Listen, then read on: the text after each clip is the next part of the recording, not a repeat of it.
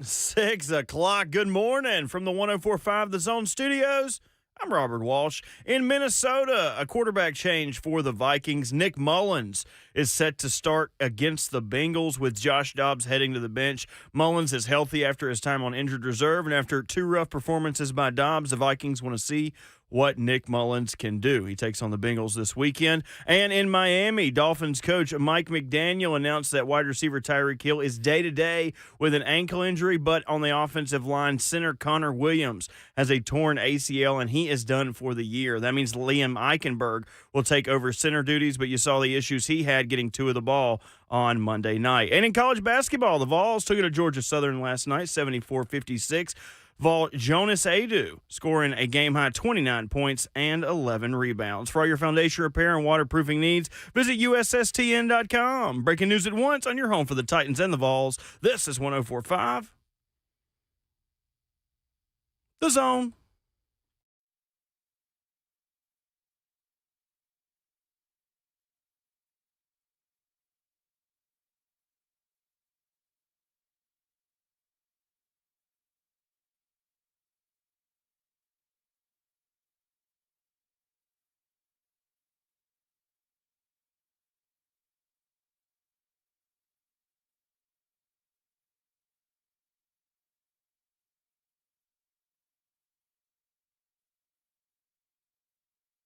Out of the blocks and off and running on a Wednesday morning edition of RKW. We are brewed by 8th and Roast, and if you're like us, after the Titans play on Monday, you still have no idea what day it is.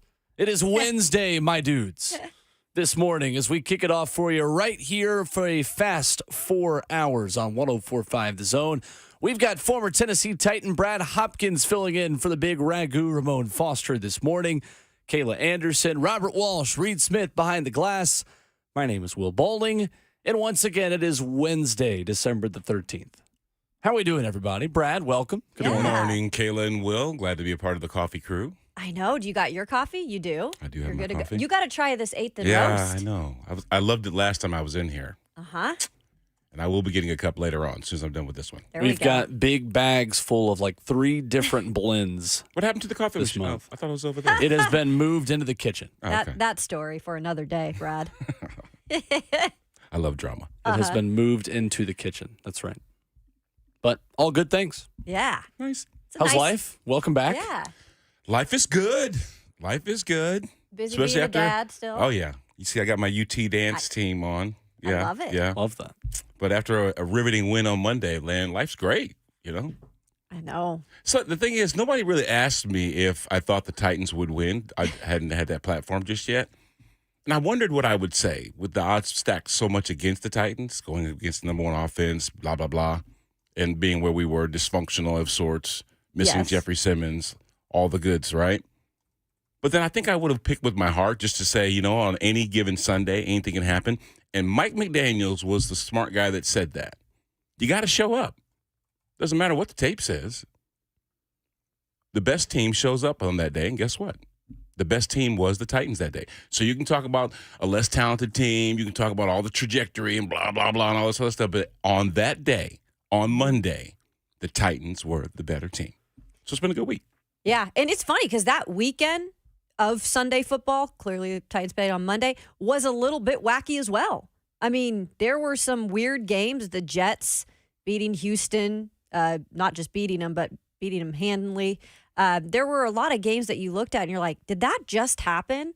But yeah, it's the NFL, and that's what makes it so fun. Because I'm like you. Any Sunday, I'm like, I don't know what's going to happen. This team looks better on paper, but who's going to show up? That's exactly right.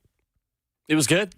Certainly gave us a little bit of hope to give to the people for the offseason. We were talking about that yesterday. That feels like the kind of win that is the reason why you will have positive thoughts through the offseason. Like, that's the kind of win that gets you to check back in a little bit on your football team.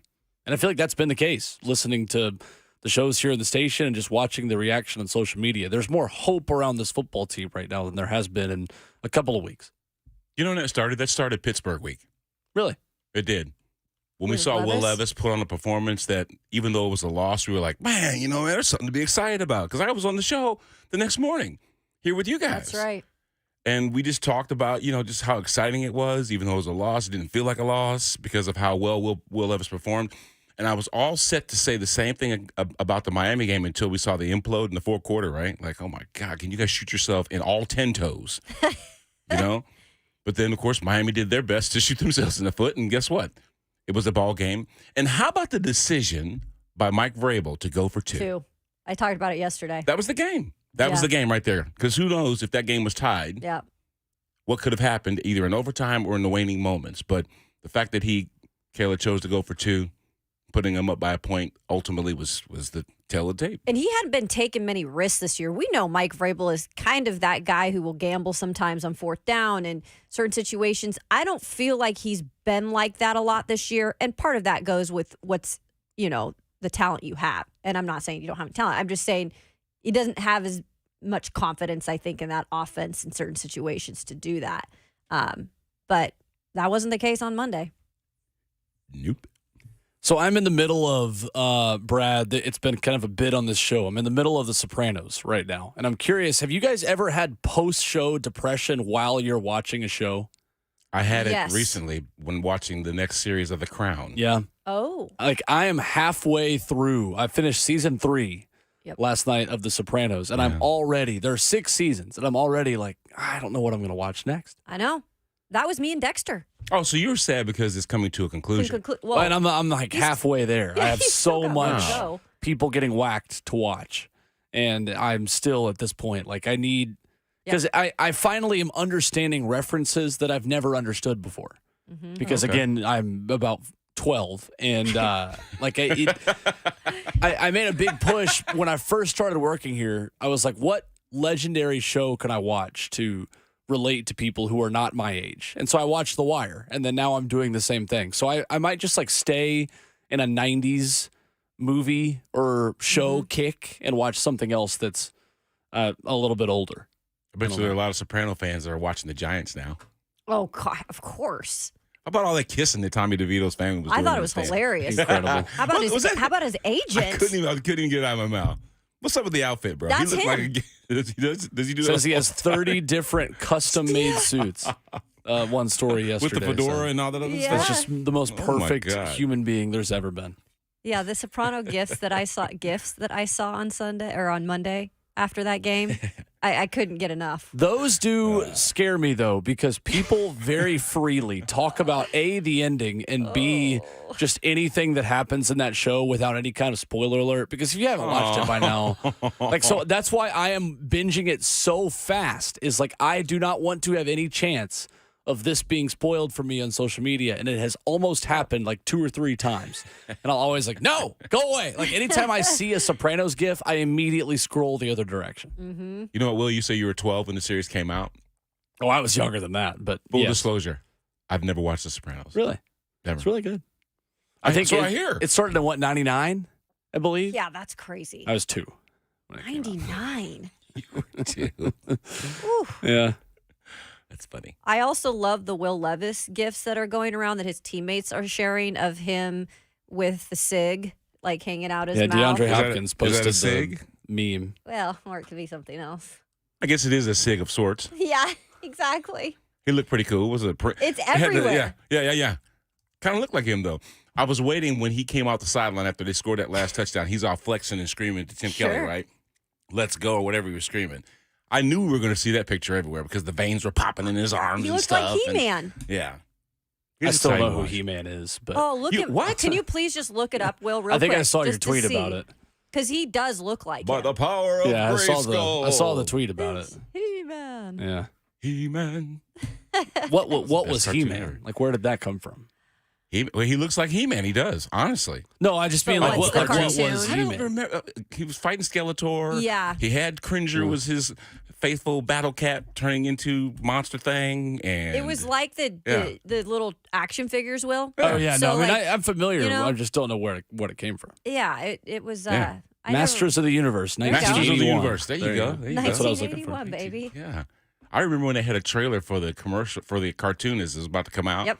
I went nuts. I was 11 years old then. Wow. Yeah, that was when cartoons weren't 24/7 available. I what I mean? loved You had to wait cartoons till back then. Saturday morning or Right. Will, did you get that at all Saturday yeah. morning? Okay. Oh, yeah. Okay. I For just want to sure. make sure I that love you Saturday were morning able to see cartoons. that. Stop it. By the time you I were saw a of tweet about that age, yesterday. No, I did. cartoons were on. The Cartoon Network was going on back Right. then. I was not a Cartoon Network guy. I Yeah. I wasn't a SpongeBob guy either. I'm actually more of a SpongeBob guy now than I was as a kid because there are references and like jokes that I feel like are funnier now. But I loved like Pokemon on Saturday mornings and like stuff like that. Recess. That wasn't a Saturday morning cartoon though, I don't think. But there were a couple of them that I really liked. Yeah. do like I mean, those. I graduated from PBS to Sports Center when I was in the second grade. And my mom will specifically tell the story of like me coming down and eating my cereal and was like, Can I watch Sports Center? My Are you mom was like, serious? "You're like 7." I was like, Yeah. like, can I watch Sports Center?" It was like, "Okay." So I just would watch Sports Center. Of course. So I grew up- you know what, Kayla, I could see that. I about grew Will. up with Stuart Scott Yeah. more so than I did Oh, Arthur yeah. and Clifford the Yeah. Big Red Dog. So That's not someone bad to grow up with then. safe to say at age 7, I was cool as the other side of the pillow. 615-737-1045 is Drop our it. number if you want to jump in. Coming up, going to get into a big discussion about NFL offensive lines. For all the talk about why the Titans' offensive line is not as good as it could or should be, are they alone in that? And some interesting statistics, an interesting perspective, of course, from Brad Hopkins on why there are so many bad offensive lines in the NFL after we just saw the Miami Dolphins unable to handle or stop a Titans defensive front that didn't even have their best defensive player. So we'll get into that coming up here in hour 1. Tennessee Hoops last night gets the win over Georgia Southern. We'll talk about that. There is a class in Colorado that has a lot of people making funny jokes on the internet.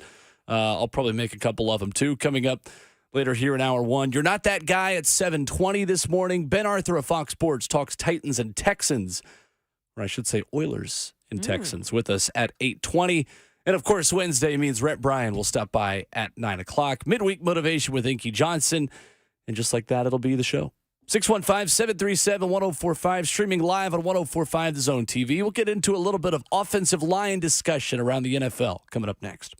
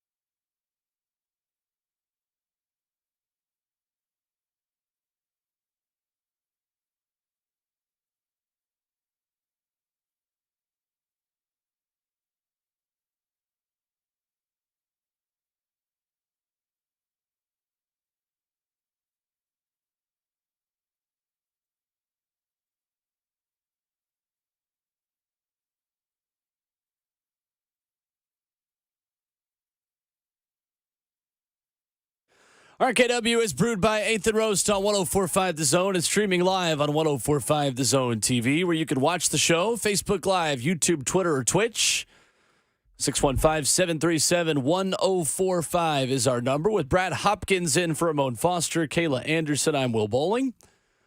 Brad Hopkins, why are there so many bad offensive lines in the NFL? It feels like everywhere I go reading or talking about this league right now, it's but, and then a reason why the offensive line is so bad. You have to bring it down to an earthly level because it's about protecting the quarterback. And it's more than just those 5 big bodies up front that are protecting the quarterback. Receivers help protect the quarterback by running the right routes. Quarterbacks protect themselves by knowing where to go with the dang football. And since 2018, when we saw 4 quarterbacks taken within the first 10 picks, right, 5 in the first round, we're relying on a lot of young players. When I played my rookie year, I think that the average age was 30 for quarterbacks, meaning the systems that they ran, they may have had influence in, or they just knew what they were doing behind center. There weren't a lot of questions. A quarterback can help himself by getting the ball out of his hands because nowadays especially, you cannot hit the quarterback once the ball is released, right? When you have a lot of young quarterbacks that are still trying to figure it out, that's part of the problem. And also the fact that we're not putting near as much in preparing for ourselves on Sunday as we did back in the day. And I hate saying that, but back in the day, we had, during training camp, 2, sometimes 3 practices. During the week, we practiced one-on-ones regularly. Yep. Team sessions going against the defense regularly.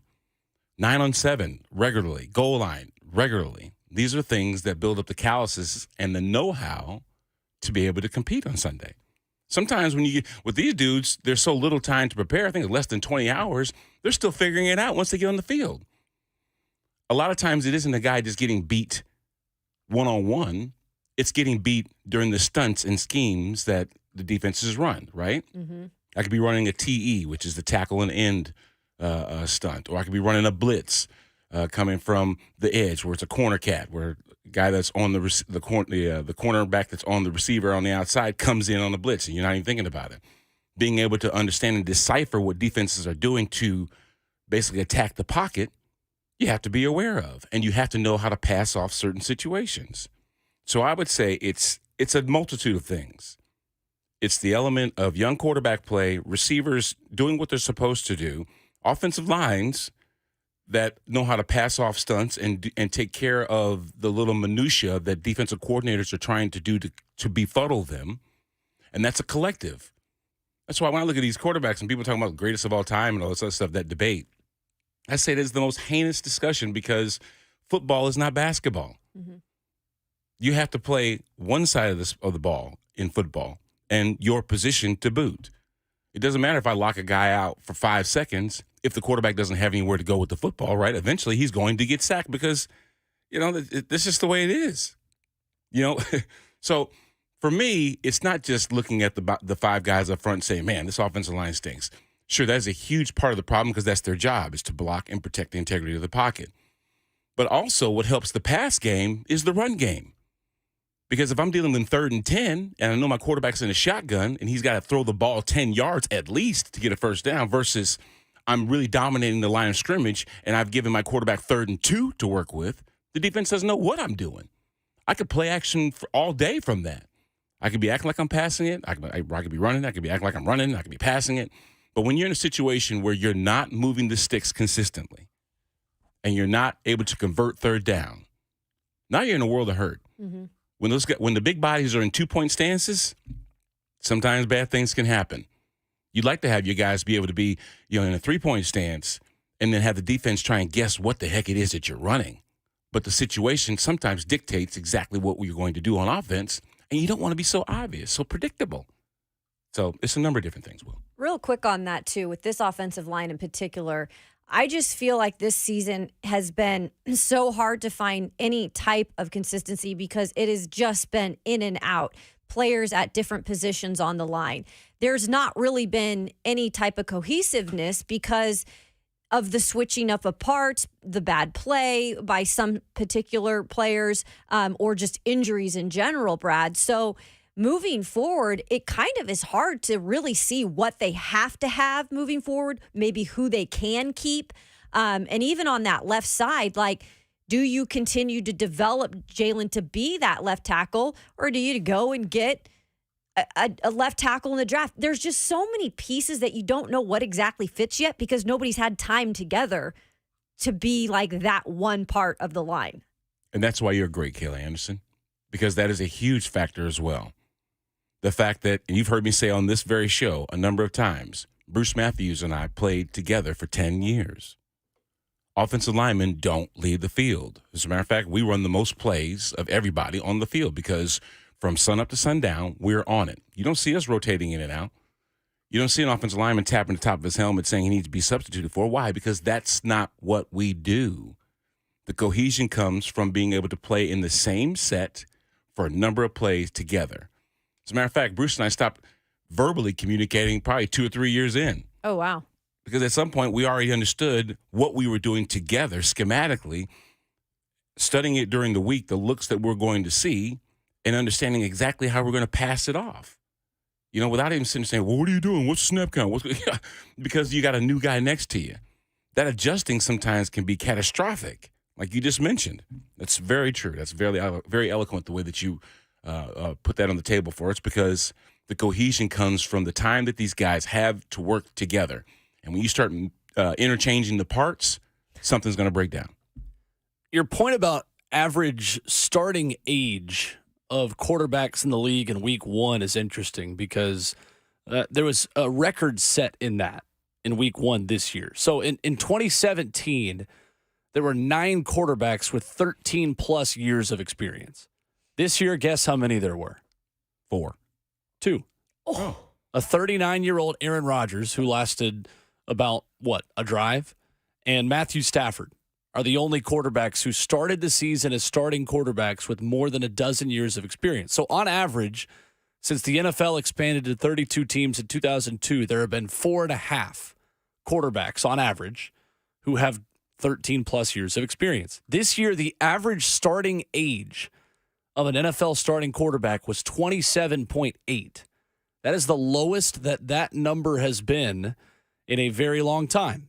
So the drop in average age for a week one starting quarterback, this is all according to The Athletic, from 2017 to 2013, it went from 30 years old to 27.9. That is the largest drop in a 6-year span since 1950. Whoa. Yeah, and I know one thing that plays into that, fellas. One, when quarterbacks get to the second contract, that's a lot of money somebody's going to pay. And most of the value that you can get in a young player is when they're in that structured, slotted salary of a rookie contract, right? And 2, college football puts a lot of emphasis on these new dudes coming out. Look at this crop of quarterbacks coming out this year. Drake May, Caleb Williams, the next thing coming, all this other stuff, right? And we always say that too, right? I It's know. always, Yes. this Yes. quarterback class is different. But wait till next year. Yeah. There's going to be way more. Yeah. And there's always the same amount of dudes and the same amount of duds every Yeah. time. And then guess what happens? They get drafted to a roster. There may be a veteran that's already in that spot. And we just can't wait to see exactly what that rookie looks like, right? So we're thrusting him into the position of having to start or getting on the field because we want to see the new shiny toy. Mm-hmm. Well, that guy isn't as prepared as the guy that already has been on a roster for 7, 8, 9 years. I mean, I think the Jets is a microcosm of what we're talking about. The fact that you can go from Aaron Rodgers and the projection of what this guy was going to do, influencing the offense, influencing the coaching staff. He had Nate Hackett there for himself because that's his boy. They knew how to put together the game plan together to Zach Wilson, who's still trying to figure out where the bathroom is in the facility. You see what I'm saying? That's the difference. Yeah. The experience that these guys have, and that not just permeates through the play. It permeates through the guys that are blocking, the guys that are catching, the guys on the defensive side of the football, because they have confidence that Aaron Rodgers knows what the hell he's doing. And they drafted Zach Wilson to be a starter. Yeah. Oh, of course. Which is crazy. The crazy thing is there was a long enough drought of first-round quarterbacks working that now we are seeing the ramifications of it after the fact. So of the 29 quarterbacks drafted in the first round from 2006 to 2016, only 3 of them were starters to start the season this year, including Ryan Tannehill. Yeah. So that is 29 quarterbacks who are first-round picks over 11 drafts, and 3 of them were starting quarterbacks this year. Matthew Stafford, Ryan Tannehill, and Jared Goff. Matthew Stafford and Jared Goff for the teams they were not drafted by, and Tannehill as well. So 0 teams who drafted a quarterback from 2016 to 2016 in the first round had that quarterback still starting for them this year. There is a remarkably low amount of longevity. When you talk about some of the names on this list, I mean, anyone from E.J. Manuel in 2013 to Paxton Lynch in 2016. You've got Jake Locker here as a Tennessee Titan, Christian Ponder, Brandon Weeden. It is a who's who of a graveyard of starting quarterbacks. So, in your opinion, has that affected the level of line play now in quarterbacks understanding how to set up a protection before the snap and how to just work within the structure of an offense and help their offensive line? When we were playing against Peyton Manning when he was in Indianapolis, it was hard to sack him. Do you know why it was hard to sack him? Because that ball was out in 3 steps. Yep. And not because he was some crazy athlete. That's for sure. And it wasn't like he had the Cowboys offensive line of the 90s either. I mean, I'm not going to take shots at I can't remember what his name was. They had a pretty good left tackle.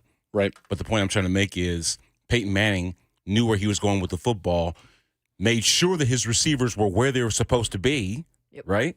So when that back foot hit and that ball came out, there was probably going to be a completion because he was accurate. He knew where he was going with the football, understood the system. And it made it hard for defensive line to get to him. You couldn't get to him because he was in the gun. 1, 2, 3, bam, it's gone. You see what I'm saying? That's the difference. And when you're back there trying to figure it out, I think that's one of the reasons why dual threat quarterbacks are more relevant, because when they're trying to figure out a progression and where to go with the football, they're not going through 2 and 3 to 4th receiver or whatever else. They're gone after the first or second look, right? And if you don't have that ability, you're going to get sacked. Tom Brady wouldn't have made it, as a rookie coming out because he ran a 5.44. Ben Roethlisberger. You know what I'm saying? I mean, look at Joe Flacco, 38 years old. Yeah. The difference between him and DRT or DTR, him too, whatever the rest of the movie is, DDT. Anyway, the point is, the defenses schematically were prepared for what they have in the backfield. Okay, well, this guy right here, he's not going to find this third receiver. He's going to be on the hustle after that. Versus Joe Flacco, he ain't going anywhere. And he's going to make sure that he finds his guy. I mean, heck, he's thrown for more yards in a game than Deshaun Watson has as a Brown, period. So you can see that he's making sure that he gets rid of the football before he gets hit, and because he's not going to run anywhere. I think the interesting thing about that, too, is we are quicker to give up on guys who don't make it work right out of the gates at their first stop. And I think Dak Prescott right now is the perfect example of a team giving probably more money than they should have to a guy who was solid, who is now becoming elite. When you watch Dak Prescott and the Dallas Cowboys right now, why has he been able to take such a big step? And is there a lesson there for teams with a guy like Tua Tagovailoa or Green Bay with Jordan Love, or L.A. with Justin Herbert, who I know is out for the season now, to still allow a certain amount of nuance to come into your brain when you evaluate guys who are good but not elite? Because of Jerry Jones. Yeah. Yeah, true. Jerry has stood by Dak from day one. And I guarantee you, when they pass each other in the hallway at the facility, there isn't this awkward silence. You know what I'm saying? Yeah. He probably still hugs up Dak and Dak takes the field knowing he has the confidence of the ownership behind him. I'm not going to get yanked in 5 minutes. They didn't hit the panic button in Dallas like the media does, like the fan base does. I mean, that's their job to do that, right? To call out things that aren't necessarily going well. But what the quarterback's job is to keep that levity. And the one thing that gives him confidence is the fact that he has the support of his staff and the people that write the checks. Mm-hmm. If you knew all of a sudden that your job was on the line, how easy would you do your job? It'd probably be hard, knowing that every single thing that you do, every step you take is being graded, it's being put under a microscope. You know, that's the kind of pressure that cracks a lot of people. But when you know that there's nothing going on inside this building that's going to cause me to lose my job. Sure, the ball may bounce my way sometimes. It might bounce the other way sometimes. And also, these guys know that it's not just the quarterback. I mean, look at Patrick Mahomes. How many drops do his receivers have if they can line up on sides? Yep. All this stuff, right? So it's more than just him. It's him and the guys that the franchise surrounds you with, whether it's guys protecting him, the buffer between the defensive line and the quarterback, and the receivers of that football that Patrick Mahomes is trying to get out of his hands. And or anybody else. I just think some organizations, too, they're not going to have patience. I mean, look at the Cleveland Browns.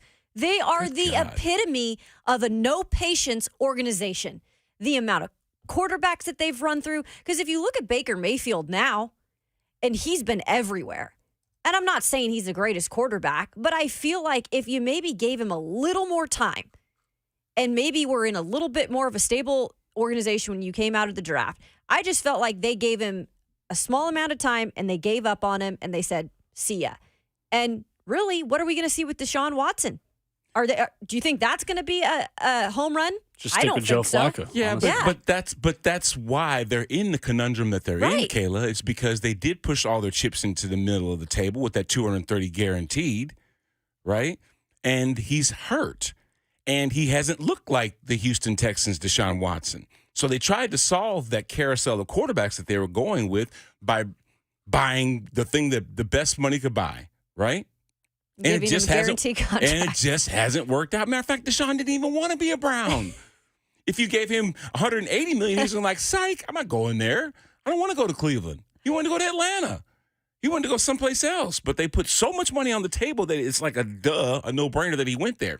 But that was the Browns trying to solve the issue of not having a consistent quarterback.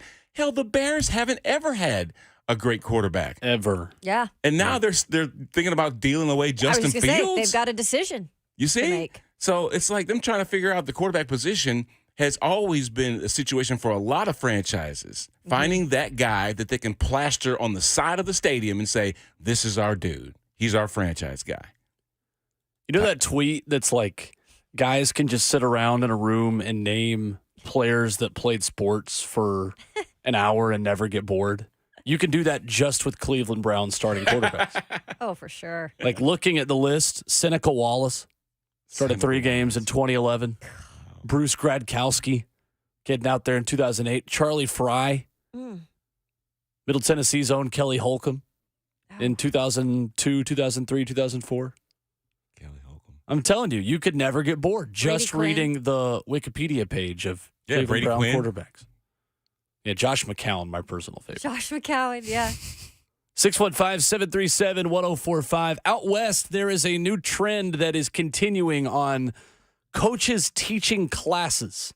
And the latest name that has been added to that list. We'll talk about that. We'll look at Tennessee's win over Georgia Southern last night on the hardwood as well. Your phone calls at 615-737-1045. Lots more still to come on your Wednesday morning, RKW.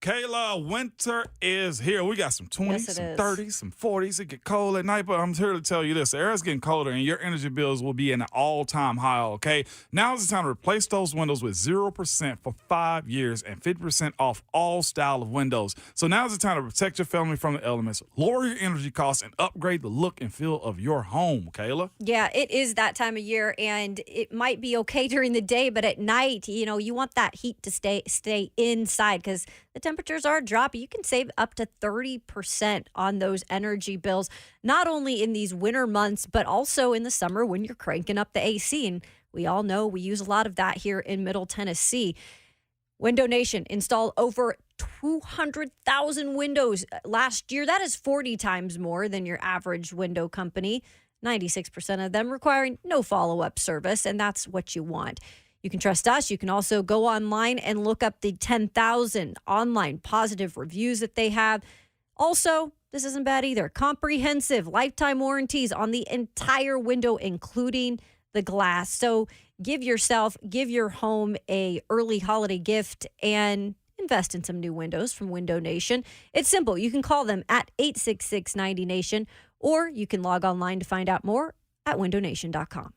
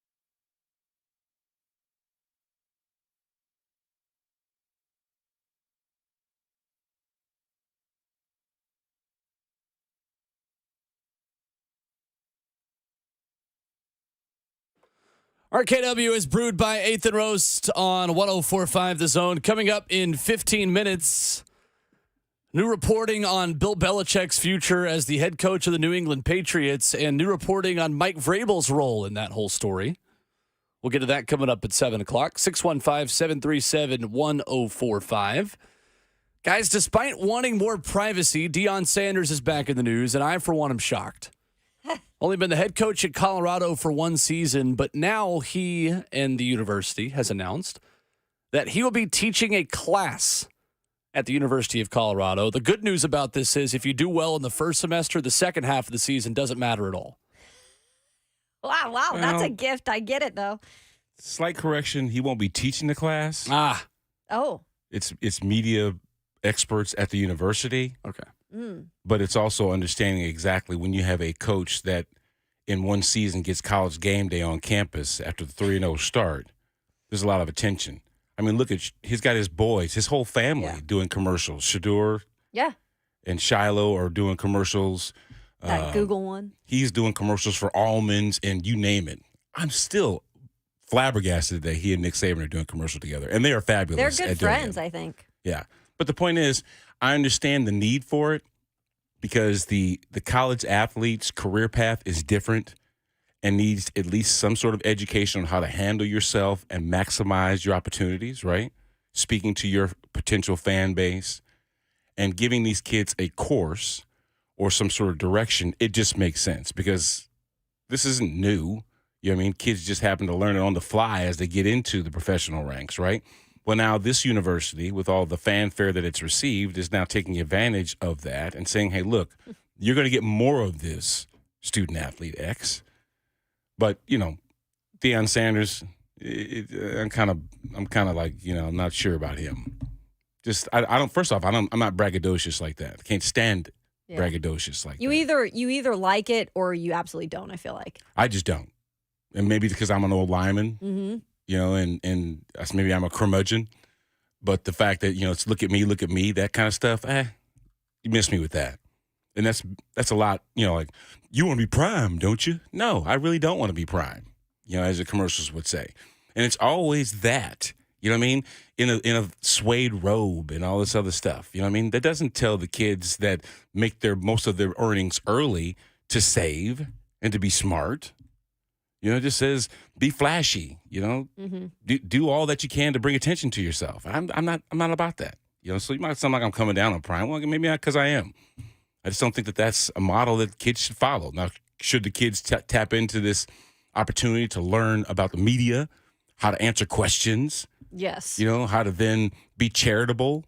You know, turn that into profit, those kind of situations? Yeah, absolutely, because the kids need that, especially when you're talking about millions of dollars. Hell, they need that now.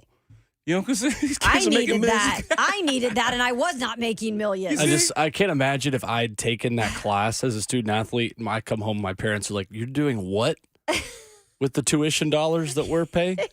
Why? Yeah, but now tuition dollars are being paid by some booster or some NIL space. You don't have to pay for my school. I got it. You know? Yeah, it is. The class is called Primetime Public Performance and Leadership. Primetime Public as long as you perform well in the first 3 weeks, you'll get an A. Yeah. And then after that, nothing really matters. Kind of like Colorado's season this past year. Well, and that's what I'm curious about. They go to the Big 12 next year. And my question is, if Deion is there and can't get it together in the next 2 years, and I don't even know if he's patient enough to wait 2 years for things to come together. I mean, I'm not saying he's not going to succeed there, but like there's a lot to prove still.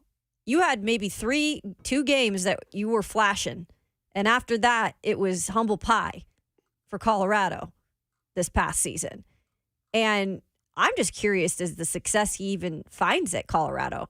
Do they give him that much time? Does he want that much time, or does he get antsy and say, I think Deion's message resonates with players like him. Sure. Skill position guys. But that's not everybody. But does he relate to offensive linemen, which is the thing that he needs the most? Well, yeah. That's why his son's getting wrecked. You know what I'm saying? Because he doesn't have a consistent enough of big bodies to, you know, protect the skill positions like that. So are you going to be able to stand in the living room and tell this, you know, 6'8", 300-pound white dude how to be prime? You see what I'm saying? Those things don't resonate You gotta with a lot of relate people. to everybody. And another thing, both his boys are going to be gone from the Colorado program in a couple of years, right? What will be the zest for coaching Colorado then? Or will the lure of where those kids may land all of a sudden be attractive? Sure. Let's just say that Shiloh becomes a Patriot. You know what I'm saying? So follow the breadcrumbs. It might just be one of those situations where this situation in college football, him coaching to that degree, might be short-lived. I think he saw getting his 5-star kids and other kids like him to go to Jacksonville State was one thing. That's why then he left, because he saw the ceiling, went to Colorado to further the development of the things that he loves the most. And then once that's gone, what will be his motivation? We'll see. Yeah. Last night, Tennessee gets the win over Georgia Southern, a Saturday night game at 9 p.m. Central, upcoming for the Vols against NC State in San Antonio. So put on the pot of coffee for that one this upcoming weekend. Up next, 74-56. Tennessee was bad in the second half, but kind of sleepwalked through the win. It was a 63-50 game with 6:55 left. Georgia Southern outscored Tennessee 29-14 over the first 13 minutes of the second half. This game at halftime was, I believe, about a 30-point deficit. Mm-hmm. It's got to be difficult. You're in the middle of exams and you're up by 30. Just take it to the house. Yep. And Rick Barnes trying some new rotations, some of them working, some of them definitely not. And it really didn't matter. 18-point win. Vols cost me money. Did they? Did Yeah. they? They're I think playing spread was like 31 in that game. they're playing my alma mater, Illinois, over the weekend. Oh, I was he was up there. Yeah. Yeah. Bet my daughter. Oh, nice. That's your daughter. Yeah. Look at It was you. close, Will. You know it was close, It man. was a good game. There were a lot of Illinois fans at the game. Really? I was shocked. I knew obviously Illinois basketball has a great following. Yeah. But like even in the Crossville Buckies, there were a lot of Illinois fans. And there were, I guess, the Crossville. well, but that was my confusion. That was my confusion is why are you in Crossville, Yeah. right? Like, That's where are you awesome. coming from? So I guess they were coming from Nashville. Ron Slay in the F&M Big Chat says the line was 34.5 Wow.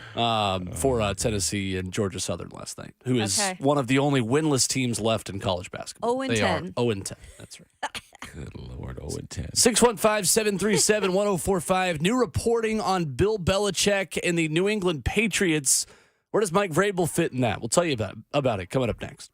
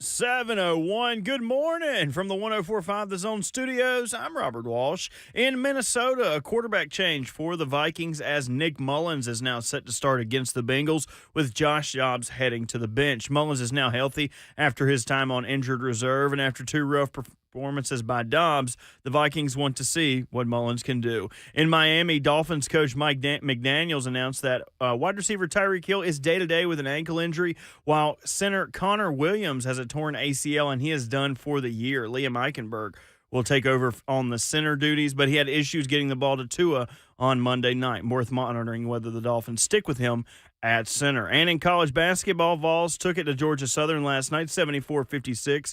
Jonas Adu scored a game-high 29 points and 11 rebounds. For all your foundation repair and waterproofing needs, visit USSTN.com. Breaking news at once on your home for the Titans and the Vols. This is 104.5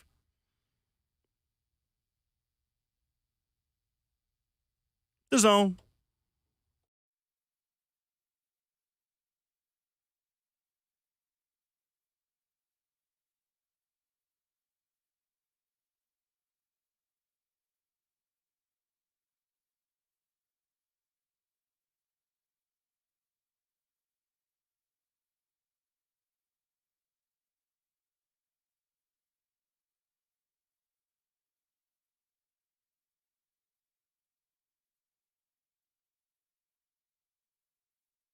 Welcome to your Wednesday morning on RKW, brewed up by 8th and Roast. 1 hour down and 3 more to go. You can join in at 615-737-1045 in the F&M Bank chat, where you watch the show live on Facebook Live, YouTube, Twitter, or Twitch. We invite you to like the stream and hit the like button while you are there. Subscribe button as well. Good buttons to hit as well. We're pushing all your buttons always for 4 hours every morning, with Brad Hopkins filling in for Ramon Foster this morning. Kayla Anderson, Robert Walsh, Reed Smith behind the glass. I'm Will Bowling. And there is new reporting out there about Bill Belichick's future as a New England Patriots head coach. And yes, if you hit Control F like I did and search Vrabel, you get a Vrabel nugget as well. Oh, boy. Lots of reporting out there. Dan Graziano of ESPN.com writes in this article about Bill Belichick's future coaching the Patriots. What's next? You got to scroll down a little bit before you get a Mike Vrabel mention. There's only one, and I think it is one after the win on Monday that Titans fans will like. So, Dan Graziano writes, multiple sources in and around the New England building say former Tennessee linebacker Gerard Mayo taking over next year is the most likely outcome, though others are no longer certain that's the way Robert Kraft will go. Mayo would have to sell Kraft on who will be in charge of the offense, the quarterback's development, and personnel. That could all happen and work out in Mayo's favor, but it doesn't sound like it's a 100% sure thing. Then he writes, Tennessee coach Mike Vrabel, recently inducted into the Patriots Hall of Fame for his contributions as a player, is among the other names mentioned in league circles as a potential candidate to succeed Belichick, though there's no indication a split between him and the Titans is imminent. There you go. This confirms what I think we believed and certainly what I have thought about this entire thing. There's two words, and I'm curious to see if these two words stuck out to you guys as much as they did to me. League circles. Yep. Nobody within the Tennessee Titans building is linking Mike Vrabel in a trade to the New England Patriots. And I don't know if anybody other than Robert Kraft in the Patriots building is linking Mike Vrabel to the New England Patriots. This is and has always been about league circles and people around the league with no knowledge of the situation pontificating on what would make the most sense.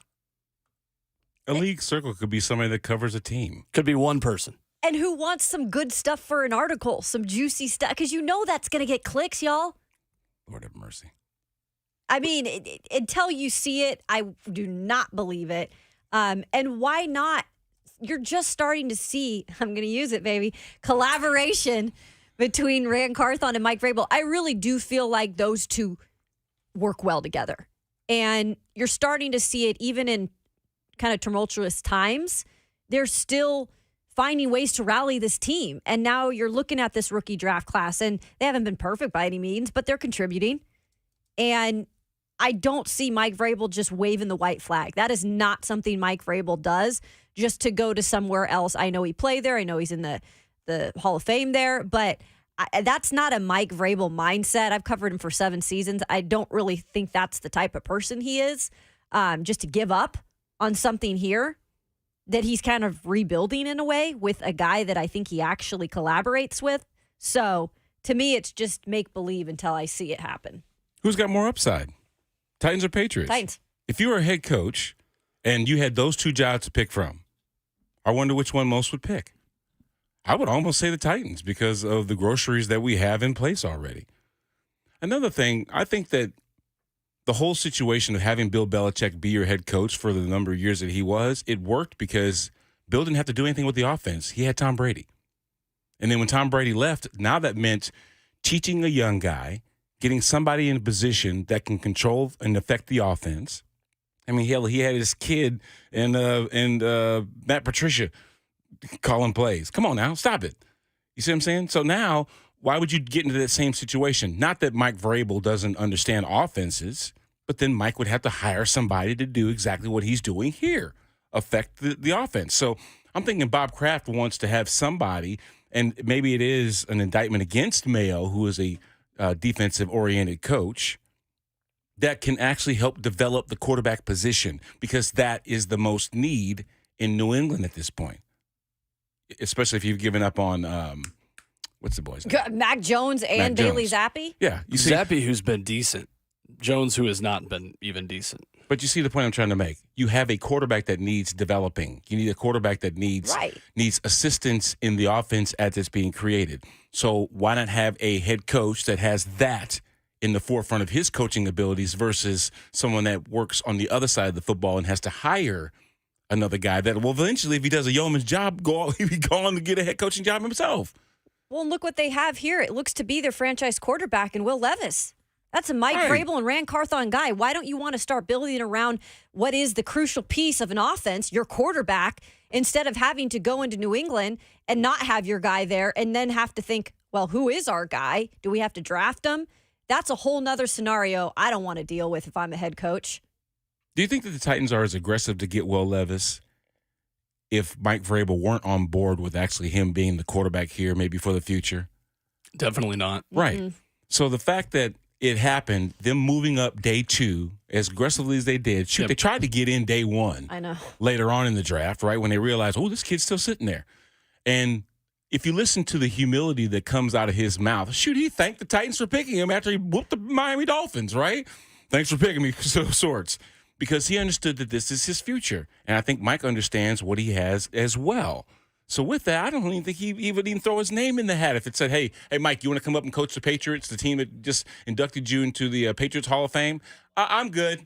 I got property here in Nashville. It's great. You know what I mean? I'm not sure what the state tax implications are up there in Massachusetts, but I'm good here in Tennessee, and these people love me. Or, whatever. I would also love to see him, though, deal with the media up there. I would love to see it. Because he's used to it. The Nashville media, though, compared to some of these big markets, man, it ain't nothing compared to that, right? How about his halftime?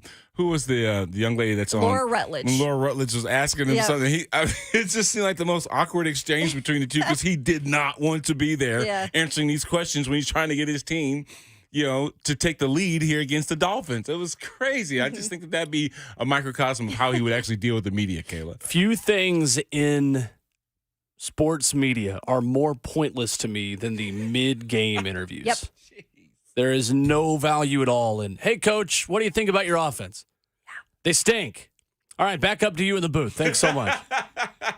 There's no value in that. And how about your defense? Halftime is one thing, right? Halftime, you've got a little second to breathe, collect your thoughts. You're not immediately going back to coaching. But I cannot stand these, like, oh, let's make these coaches more accessible. We're gonna connect with our viewers. No, you're not.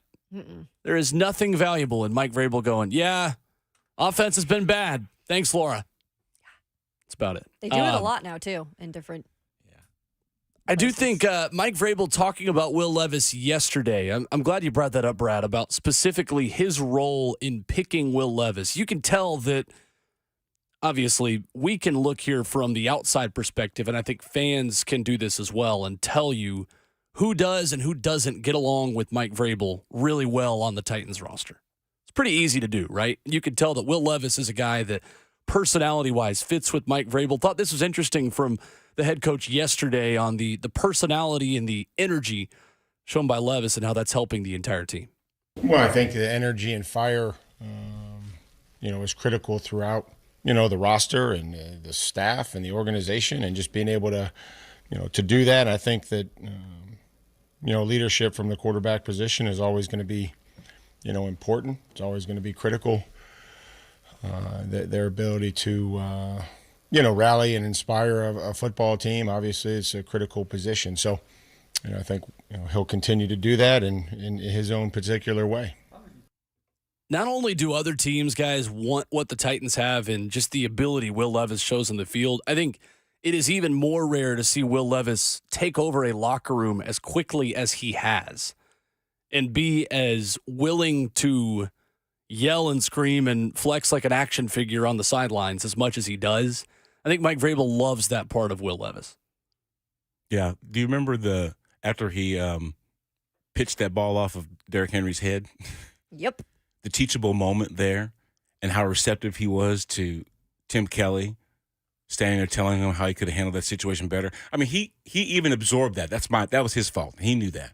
I know it's hard once a ball is loose to jump on it. I've tried to recover many fumbles in my day, and it's not the easiest thing. So you're thinking that Derrick Henry can just jump back there and fall on it. It's a little harder than you think, especially when guys are screaming your direction, right? Sure. He was a lot more receptive than Eric Garror was after he muffed his punt with Mike Vrabel. And you saw Vrabel's response. If you were a lip reader, you knew exactly what Mike Vrabel was saying. Conversation there.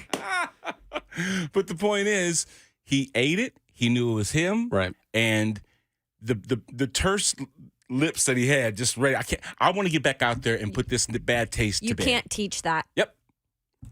Can't teach it. 615-737-1045. Coming up, it is the holiday season. There's a lot of cheer in the world.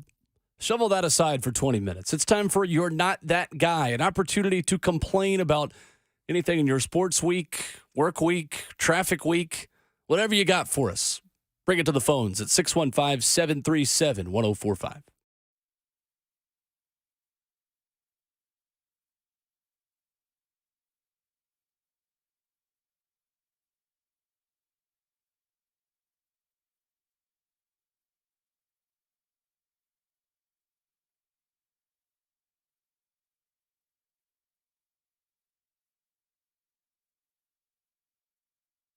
Hey, what's going on? It's Will Bowling. Do you need an extra outlet or two?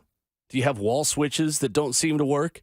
Or is your car charger not performing efficiently? Well, these all seem to be simple issues. However, they are rarely do-it-yourself projects. Dealing with electricity, well, that requires the expertise of an experienced professional, and you need to call the pros over at Lee Company. Their electrical team can solve any problem you have safely and efficiently. And look, we all have a to-do list of things that aren't quite working exactly the way they're supposed to around the house. Lee Company, they can check all those boxes off that list for you. And they got great offers like this one as well. Right now, you can enjoy $20 off an electrical service call for a limited time. All you got to do is contact them. Do it today, 615-567-1000, or go to leecompany.com for an appointment. Again, that's $20 off an electrical service call from the good folks at Lee Company. 615-567-1000, online at leecompany.com. That's Lee Company, all you need.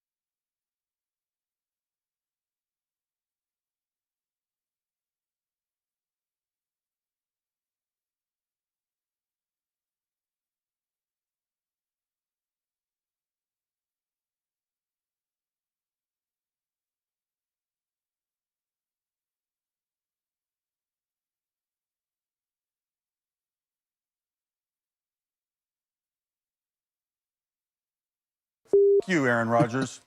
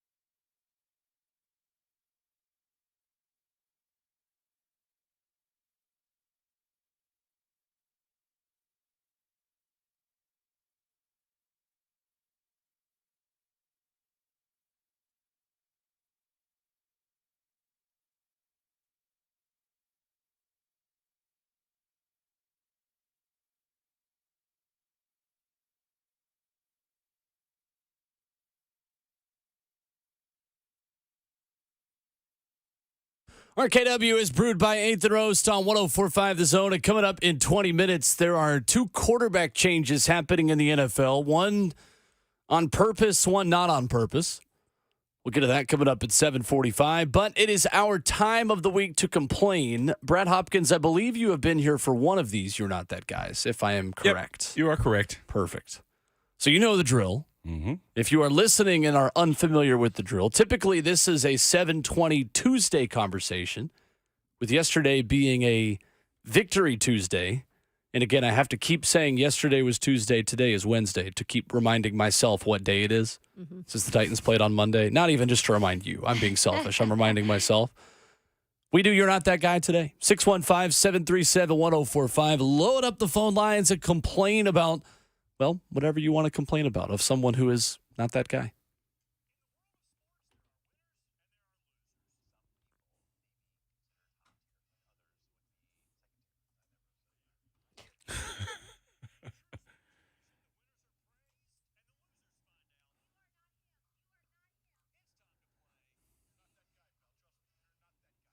Six 615-737-1045 is the number. Brad Hopkins, you want to lead us off this morning? I would love to. Send it. So I know I may be blaspheming when I say this, but my You're Not That Guy is Patrick Mahomes. Bro, you act like a big baby on the sideline. Your teammates having to hold you back from probably getting yourself fined even more because your receiver, Kadarius Toney, was so egregiously offsides that they had to throw the flag. It may be an inconsistent call, but guess what? There were 8 more calls of offsides by receivers this year than there were last year, which meant that there's an emphasis on them getting it right. The story would not have been Patrick Mahomes goes ballistic on the sideline if they wouldn't have thrown it.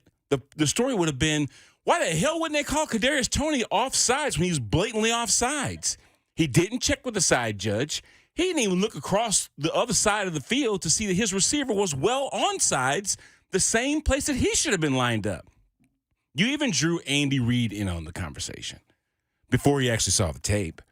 He had to walk it back once he saw Kadarius was so egregiously offsides that it didn't make much sense for them to act like it didn't happen.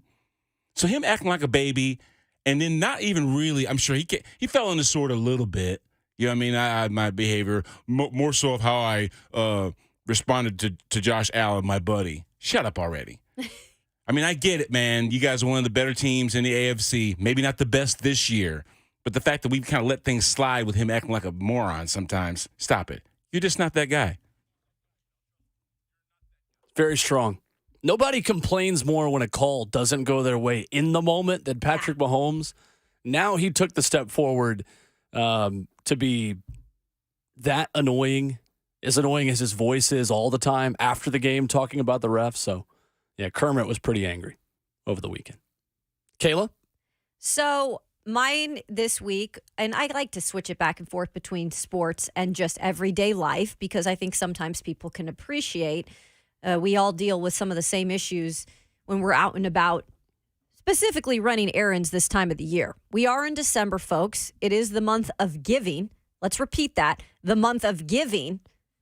Not being selfish and doing stupid things because, yes, I understand everybody has a schedule and everybody wants to get in and out of shops, get what they want, and get out because none of us like to be having a crowd to deal with during this time of year. So the other day, I am going to get some final gifts for the ladies in my family. So a lot of the times I go to Ulta, Sephora, some of those places. There happens to be an Ulta, which is not in the mall around me, that I can go in, usually pop in, get what I need, and get out. And that's the way I like to do it. I get anxiety sometimes with situations like the grocery store or malls. So when I park anywhere, any time of year, I always make sure, because in the past I did not do this and I got called out, to stay within the lines. And you all know parking, especially in Nashville these days and in some of these lots, it's pretty small as it is to get your car to fit. And so I'm pulling in and I'm parking within the lines, and if I'm not, I'm backing up and making sure I'm right in there, and so that everybody else can park because there's like no spots. So I get in, I get my stuff, I come out, and the person next to me had clearly parked so close that I could barely even open my door. And there was clearly room in between the lines to park a little bit further away so that the person next to you could open their door and actually get in so they could get on their merry way. Oh, no, that person got so close that I couldn't even open my door.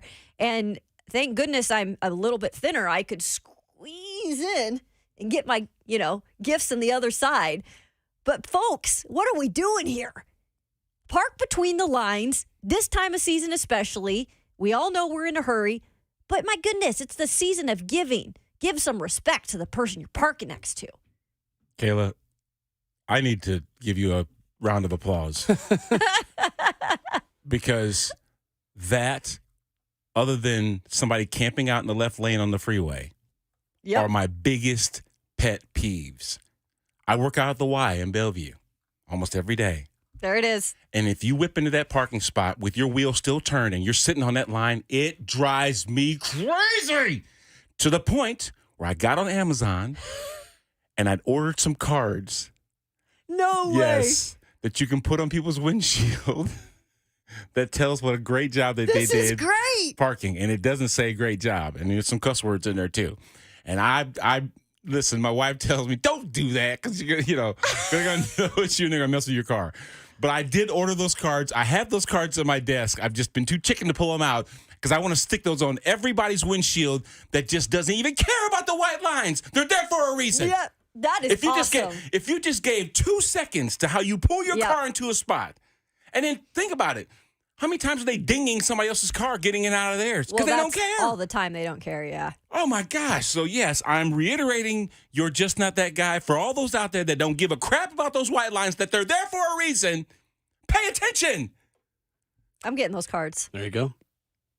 You're not that guy. Drives People me parking. crazy. Fair enough. I'm going to go to the great state of North Dakota for my You're Not That Guy. I'm not sure it is a great state, actually, because there are not many options on teams to play in college basketball. I don't know if you guys saw this, but North Dakota State beat Oak Hills Christian College, which I was that day years old when I understand this was a college, 108-14.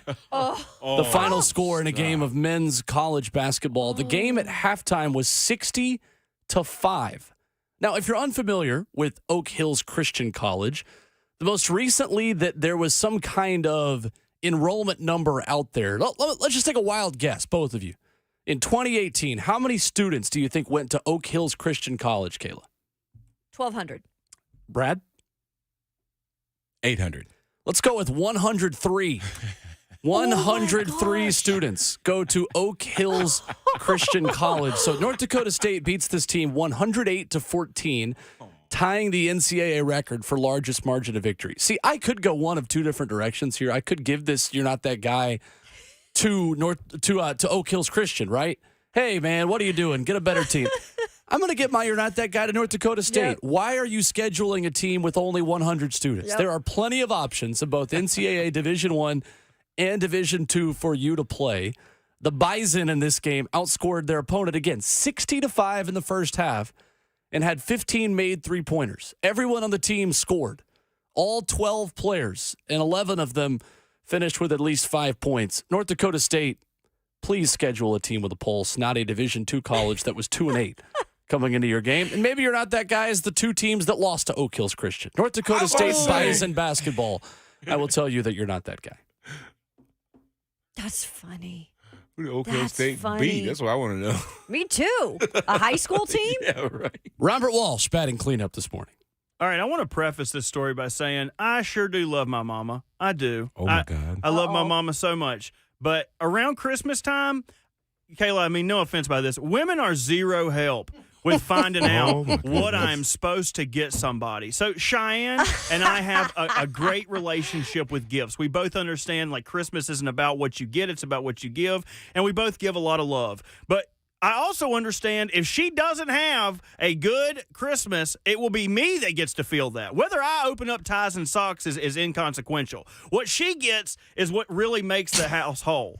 So I'm having a little trouble. I have some things I do every year for her. I pick her out a perfume. I get her a nice pair of shoes. I get her all these things. But I always want to give her a grandiose gift. You know what I mean? We've been together almost 4 years now. I want to get her something nice. So I call my mom and say, look, Mom, all these things I've looked at, like we don't have a nice couch. I thought about buying her a nice couch, but that really doesn't feel like it's for her. I feel like it's for me. So I asked my mom, what is something I can do for Cheyenne for Christmas that will really stand out? My mom sends me a screenshot of an engagement ring. Oh, man. Mom, we went from start to go there real quick.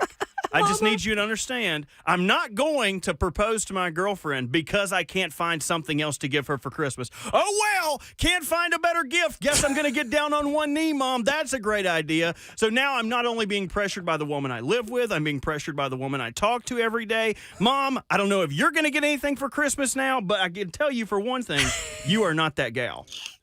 What are we doing? Mom dropping big hints. I'm telling Your you. mom likes her. That's like a big, huge thing, though. That's Bert. fine. That's the problem. Everybody likes Cheyenne. I feel haven't like, met her. I need to meet Cheyenne. I feel like Raymond, man.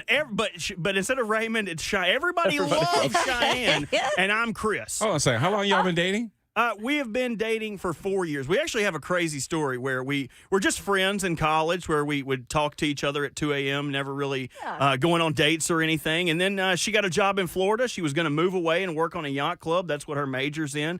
And I was like, you shouldn't move away. You should move in with me. So the entire time that we've been technically dating, we have lived together. It's a strange story. I don't know how we're compatible, but we are. And this Christmas, I'll tell you what she's getting and what she's not getting. She's not getting a ring.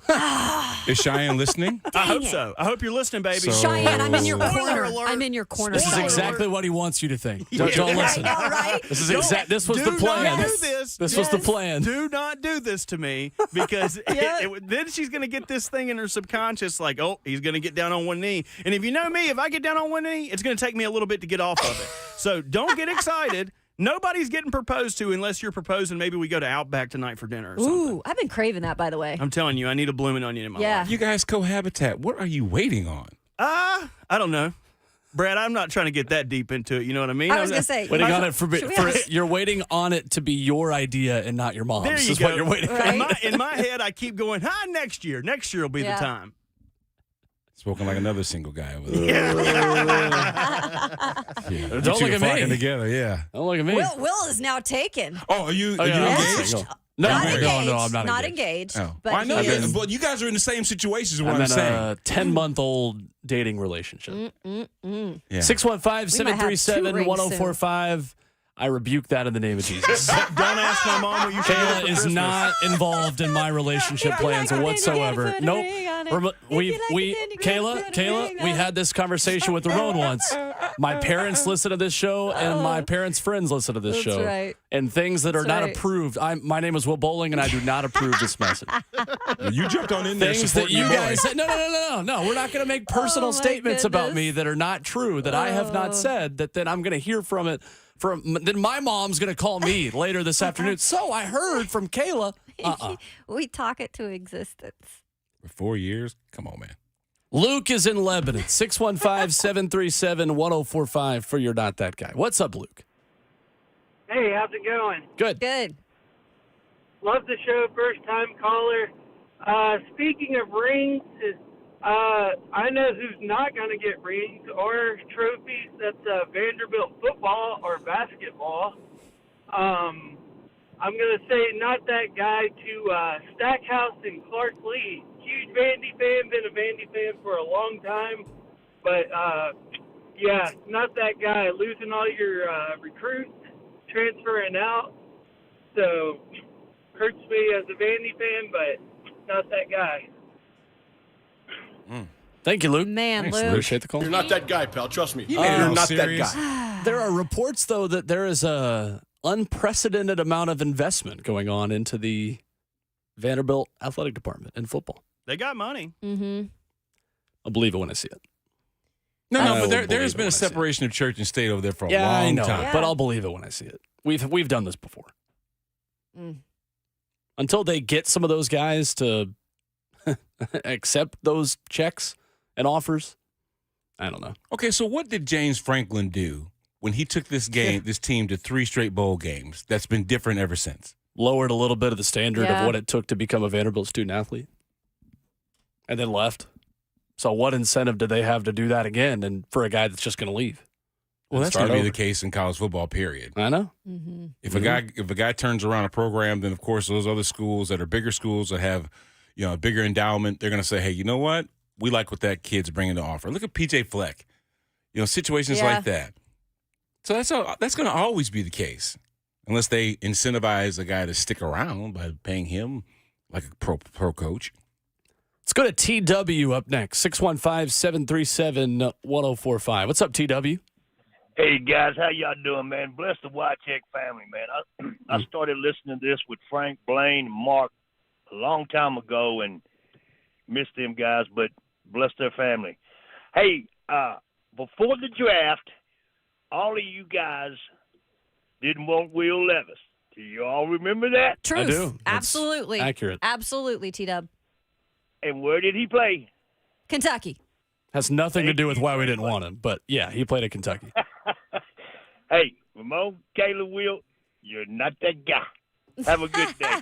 You're not that guy, pal. Trust me. You're not that guy. Yes, because He's on talking to you guys. Because on a Yes. team where I've cheered for an Alabama running back for close to 10 years, I will never cheer for a rival team.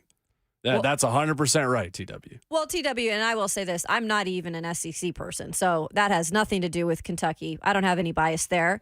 I just didn't think he would translate to the next level. I just thought the digression that we saw from him last year, and a lot of it due to injury, obviously, and what was around him, I just didn't see it. And you know what? I'll be the first to raise my hand and say, I'm not that gal today. You're not that guy, pal. Trust me. You're Not not that that guy. guy. There you go. No, I mean, Kentucky's not really a rival, so why would I care about where he went to school? No, I didn't think he was going to be very good. I'll claim that, but that's nothing to do with going to Kentucky. I'm going to say his ex-girlfriend ain't that gal. Yeah, that's right, Brad. That's You're not right. that guy, pal. Trust me. You're not that guy. We'll get to Joseph on the other side. First up on You're Not That Guy, 615-737-1045, plus 2 quarterback changes in the NFL, one voluntary, one involuntary, involving a volunteer. See what I did there? We'll do that coming up next.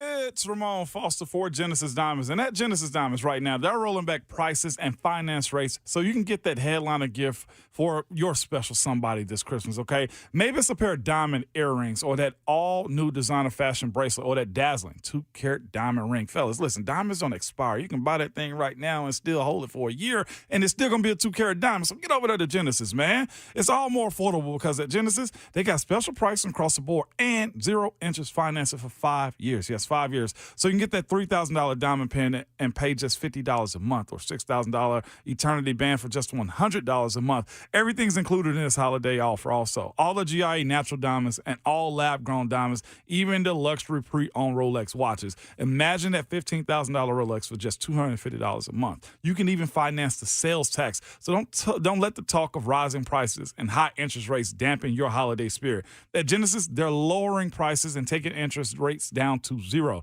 So get that amazing gift they deserve and make your money go farther than ever.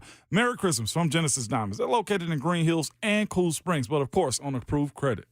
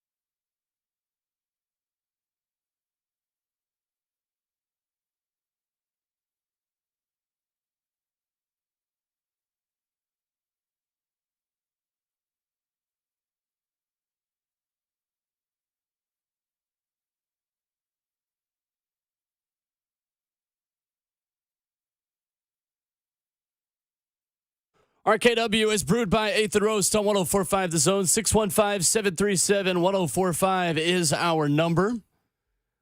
As your Not That Guy rolls on, 615-737-1045. 2 quarterback changes in the NFL. Let's start with the guy that gets more excuses than any quarterback that has ever played the position. That would be Justin Herbert. Out for the season. Easton Stick, which no is not a brand of hockey stick that your son or nephew or grandson wants for Christmas. That is a real human being, is the new starting quarterback of the LA Chargers. Will they stick with him? Oh, I love that. And with that, we go back to the phones. Joseph is in Smyrna up next for You're Not That Guy. 615-737-1045. What's up, Joseph? That was great. Hey, guys, I just want to preface this with I know international soccer is a whole different animal. Watch yourself. Be careful. But what in the world is the president in the Turkish league doing, rushing the pitch and punching the referee for calling the game? What in the world? You're not that guy, man. Nice. Thank you, Joseph. Oof. This was bad. Like, Turkish soccer has been, like, postponed for a while because a ref got his, like, eye bashed in by players and by coaches. And, like, he was, like, knocked on the ground, and then people started kicking him. Literally, like, they were literally kicking him while he was down. Are you kidding? So this isn't Yeah, funny, it's not actually, great. because it sets a precedent. It's That's awful. Yeah, it's pretty bad. The video is not great.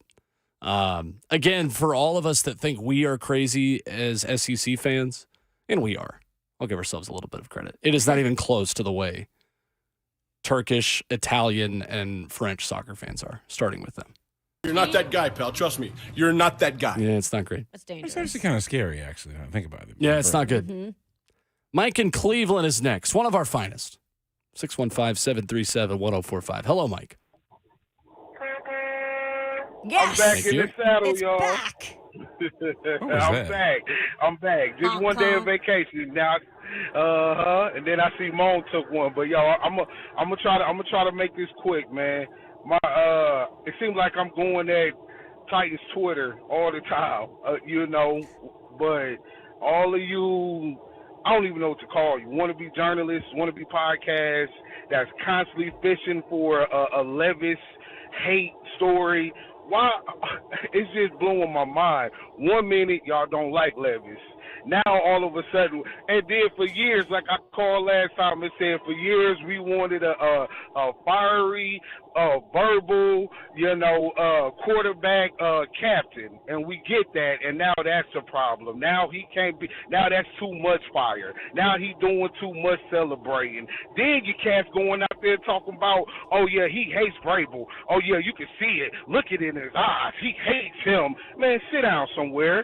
Y'all fishing for a show to hate this young man so y'all can go out and say we was right, he was not the guy, when really all along you ain't the guy. And if you think I'm talking about you, I am.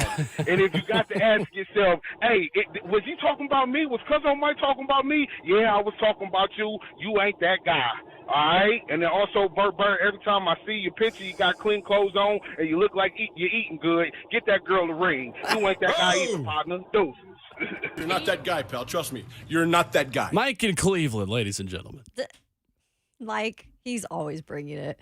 There are too many podcasts. We've established this. If your podcast is aiming to talk about why Will Levis and Mike Vrabel don't like each other, then you need something else to pay attention to in your life. Get a dog. Go care about something else. Yeah. People were talking about the exchange that Will Levis and Mike Vrabel had after the Miami game, how kind of like it wasn't all this like huggy, like, extensive. If you looked at the hug that Derrick Henry gave Mike Vrabel, it was colder than that. I noticed that. Yeah. I'm not Not that it was speculating. cold, I'm not. cold, No, I'm just I saying, know. yeah. I'm with you though. Yeah. Yep. Say something about that. Another quarterback change that has been voluntarily made. Nick Mullins will be the starter in Saturday's Minnesota Vikings game against the Cincinnati Bengals. Josh Dobbs benched in Minnesota. What do you think happened there? Why did he plateau so quickly? Because he peaked so quickly. He came in, used his legs, was slightly different than Kirk Cousins at the time. They needed someone to bring some levity. He did that, won some games he wasn't supposed to, and then he came back down to earth. It's the same thing that made him tradable when he was in Arizona. It's the same thing that continually happened. He was here and had a cup of coffee. So at some point in time, people just come back down to the reality that, Josh Dobbs is just not a long-term starter. Is he a bandage? Yes. That's about it. And I think once they realize that, they start thinking, you know what? We need a spark. We need something else to get us going here. And as exciting as he was to watch, I mean, think about this. When he was making those plays, I can't remember if it was the Falcons game or whichever one it was, and Kevin O'Connell was seen on the sideline saying, I don't know what just happened there. You know what I mean? You can't plan for that. You can't put that can't be your platform of I don't know what the hell's going to happen when this guy gets on the field, So that was my point. Kevin O'Connell especially, he's so systematic in everything he does. And obviously you see that with Kirk Cousins, why they kind of worked together. I just feel like he realized, okay, Josh Dobbs maybe freelancing it a little bit in certain situations and knowing maybe that's not going to work moving forward in the way that he runs that offense. Film never lies, and defenses always catch up in the NFL. Always have, always will. As much as the rules are slanted towards the offense, defenses still always catch up. 615-737-1045 is the number. Halftime of the show already, and coming up in hour 3, Mike Vrabel speaks about Tajay Spears and the emphasis they made on getting him the ball. We'll play that audio coming up next. We'll also look at the Pro Football Focus grades on the offensive line. You might be surprised to see who ranked the worst out of the Titans offensive linemen in the win over the Miami Dolphins. Details on that next.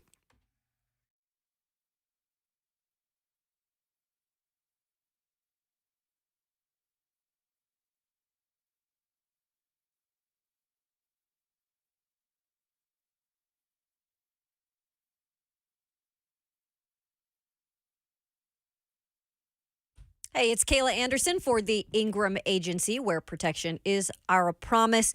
They are also Middle Tennessee's leading voice in insurance protection for your business and family. As we head towards the end of the year, now is the time you spend the most with your family. So now is the time to think about protecting them. You do not want to lead the ones you love in a situation that could be prevented if you had life insurance or just don't have enough protecting them. You obviously might not know a lot about the Ingram Agency, but what I will tell you is Chris Ingram and his staff have done such an incredible job of building this company up from the bottom up back in 2010. So they are a family-owned business who cares about you, the customer. So if you're looking for insurance, whether that be auto, home, life, or even, boat insurance, you can look there. They will take care of you. Make sure to check them out online where you can find out more information. It's www.ingramagency.com, where protection is our promise.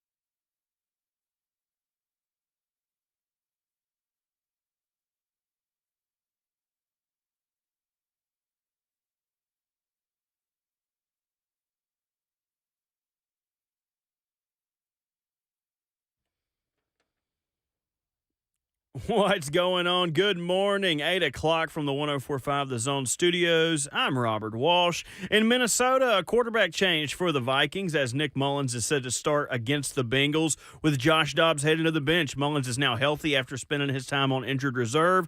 And 2 rough performances by Dobbs. The Vikings are set out to see what Mullins can do. And in Miami, Dolphins coach Mike McDaniel announced that wide receiver Tyreek Hill is day-to-day after playing the Titans, while center Connor Williams has a torn ACL and is done for the year. Liam Eichenberg will take over center duties, but had issues getting the ball to Tua on Monday night. And in college basketball, the Vols took it to Georgia Southern last night, 74-56.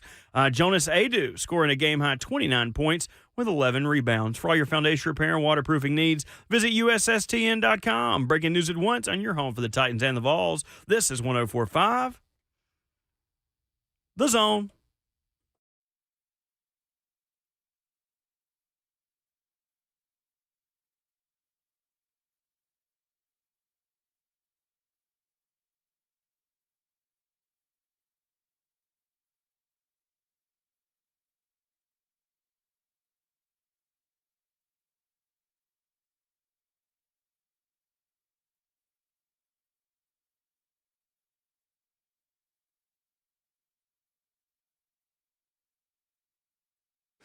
Second half of the show already on your Wednesday morning edition of RKW, halfway through the midway point of the week. Welcome to halftime of your week and of your work week. You've got maybe, 2.5 more work commutes left? You're halfway home. Let's make the second half better than the first half right here on 104.5 The Zone. 615-737-1045 is our number. With Brad Hopkins filling in for Ramon Foster this morning. Kayla Anderson, Robert Walsh, and Reed Smith. I'm Will Bowling. Streaming live on 104.5 The Zone TV, where you can see our beautiful faces for radio on Facebook Live, YouTube, Twitter, or Twitch. When we look at the PFF grades, guys, of Monday's win over the Miami Dolphins, just at face value, Brad Hopkins, and watching that offensive line, was there a weak link, in your opinion, on one player who you feel like might have had a lower grade than the 4 others?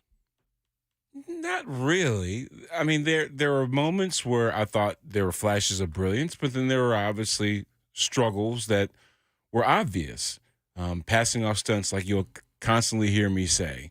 There was one instance if Peter Skoronski, gets a hand on the slanting defensive lineman that knocked Aaron Brewer almost over to the right tackle box, then there's less of an issue there, because they got to be able to work together. Some would say, oh, that was Aaron getting knocked over, Well, the guard has something to do with that. Take some heat off of the guy that's obviously lining him up to knock him over, so then his guy gets freed up. I saw Jalen Duncan laying on top of Bradley Chubb at some point, so there was some goodness there. You know what I mean? Then I also saw, Raiden's jump off. It was a couple of false starts. 2 of them. Yeah, so they took their turns in instances, but for the most part, Will Levis had a nice pocket to work with. He wasn't under duress the entire time. You know what I'm saying? Yeah. It could have been a lot worse, but I really didn't have much to pick on them about this week. Do you think Dylan Radins is a starter, and not necessarily as a tackle, but it seems like guard is more of a natural position for him? Or is he a guy that's just going to be somebody in the future when they figure out this line that they can swing him in and out if needed? I think when you see people that are challenged in pass blocking, you usually want to move them on the inside. Okay. Because on the inside, you're protected on both sides. At the tackle spot, you're usually on an island at some point, even if you are a right tackle that faces the quarterback, basically, right? So I think that if you don't necessarily have the consistency of a guy that can be out there on his own by himself and take on a guy that might be so wide that your mobility definitely has an effect on whether or not you can be an effective pass blocker or not, then you do tend to want to move them on the inside. Now, we talked about consistency earlier, Kayla. The reps that guys need to be able to kind of be comfortable and working with each other. So can time be something that's it's not in his favor, but I'm saying, could it be favorable to him if he were to be there for an extended period of time? That could be the case. I don't think he's too tall to be a guard. Sometimes height can work against you. If you're a tackle height and you're playing a guard, that means that those guys that are in a 4-point stance on the other side of the ball, they're going to get leverage because they're underneath you naturally. You know, I mean, they're lower than you are. But I think at this point, with so much flip-flopping and mixing around, I think that as if they can find some place to be comfortable and they get the kind of productivity that allows Will Levis to do his job, just stick with that, okay? It's growing pains in essence, but it can work. So I'm not going to shove him down in the guard just yet. Peter Skoronski was the player that graded out lowest, according to Pro Football Focus, amongst the offensive linemen, just below Jalen Duncan. Those two similar. Interesting that Calvin Throckmorton actually had a pretty good day at the office in 28 pass block snaps. Didn't allow a sack, allowed 1 hit, 1 hurry, and 2 pressures. Dylan Radin's 44 pass block snaps, 1 hit, 2 hurries, 3 pressures. Aaron Brewer didn't allow a hit, but had 4 hurries and 4 pressures attributed to himself. Jalen Duncan on 44 snaps, 5 pressures, and Skoronski as well with 5 pressures. 4 hurries for Duncan and 3 hurries for Peter Skoronski. I think we're seeing an offense now that is moving more towards Tyjae Spears being a wide receiver and being split out wide in the effort of getting the ball quickly out of Will Levis's hands. And Mike Vrabel talked about that yesterday when asked about wanting to get the ball more to Tyjae Spears. We try, to get Tyjae the ball, try to get Derek the ball, try to get Hop the ball, try to get Traylon and Chig. I mean, it's just kind of sometimes the way that the game goes, and we try to get him there, the ball backed up, and that didn't go very well. Liked some of the matchups. I thought that the catch on third down, was huge.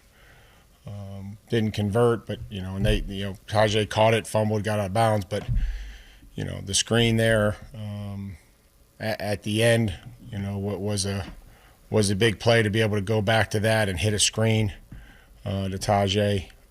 So again, he's helped us, trying to get some conversions, and you saw that Will got it out of his hand and got it to Tyjae, and he, cut up and got a first down. And that's, sometimes you have to do that and let players make a play as opposed to throwing it past the sticks and just saying, let's get the ball out of our hands and get it to a playmaker and see if they can tackle them.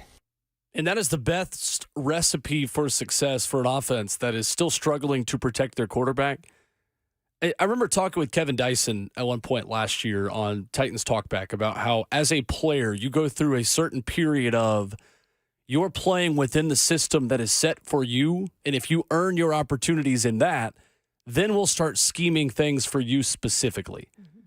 And to me, over the last month, I think Tyjae Spears has earned the opportunity for things to be schemed for him specifically, to get him the ball in space and open. He, to me, is the best guy at breaking tackles and making a guy miss in space than anyone else on this offense, and it's not even close. Yeah, when you look at the comparing the two backs, Tyjae Spears makes more happen in a limited amount of space than Derek does. The Ravens' formula for slowing down Derrick Henry is the formula that most defenses take against Derrick Henry. Do not let him get that third foot on the ground, or it's a wrap. He's going to shift gears.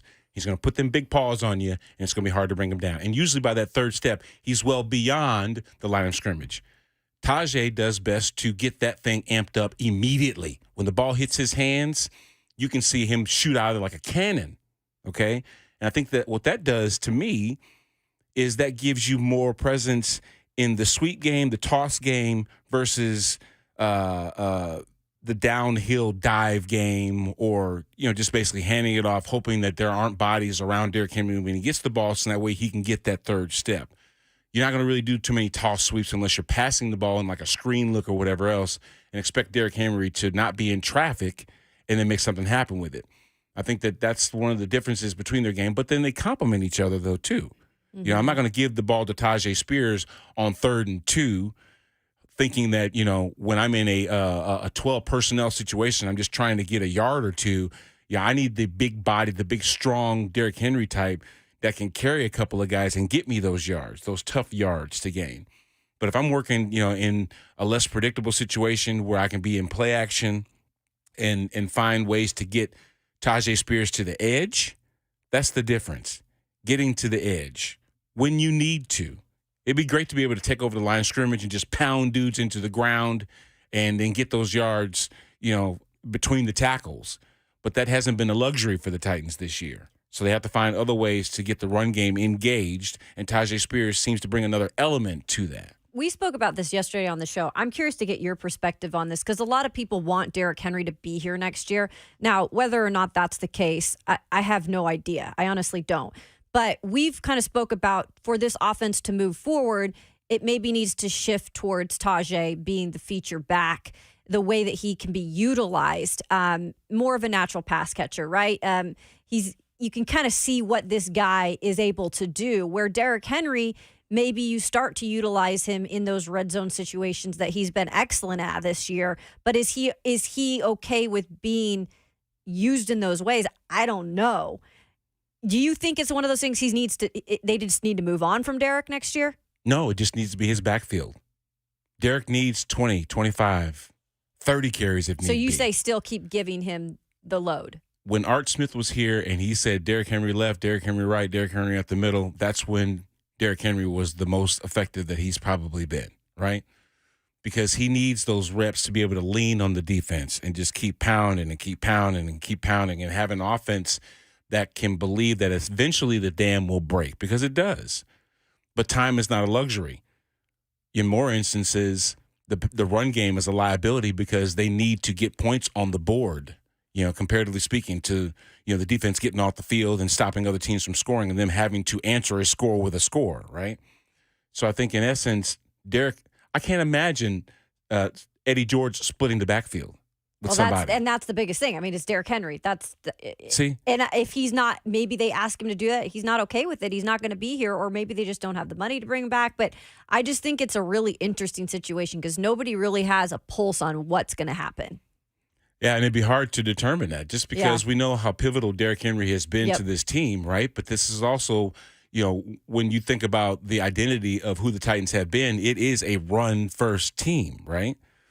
But that hasn't been the case as of lately consistently. How many yards did Derrick have? 30-something? 30-something. Yeah. 17 carries for 34. Yeah. Right. That doesn't seem like a Derrick Henry type day. 17 carries? See, that's to me not enough. Mm-hmm. He needs volume to eventually break that one that makes sense to him, for that 30, 40-yard gain that we know he's capable of doing. Because Derrick Henry in open field, Derrick Henry past the line of scrimmage, them DBs don't want any of them problems. They don't want that. But it's getting to that level that has been the problem consistently. Right. And Tyjae Spears seems to be more, I guess, manageable in those situations where he can maybe get those couple of yards in a screenplay or a toss sweep or something like that allows he can get them out to of trouble stretch the defense. too. Right. Yeah. Got to be because the defense then, when you have Tyjae Spears in the backfield, they have to play sideline to sideline. That might not be the case consistently when Derrick Henry is involved. But Derrick Henry, in my opinion, once he gets going, and that's the operative phrase, once he gets going, well, what's it take to get him going? A volume of carries. Derrick, to me, his best case and his best opportunity to be a Hall of Famer is to stay here, because I don't think any other team in this league is going to prioritize him and use him the way the Titans do.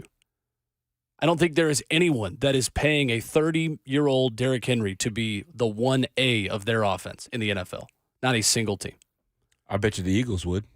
The reason why I say that is because the I don't Eagles think they have an offensive line that would push and get those yards that allow Derrick Henry to get that third step. Maybe in the red zone, but to me, Derrick needs less carries.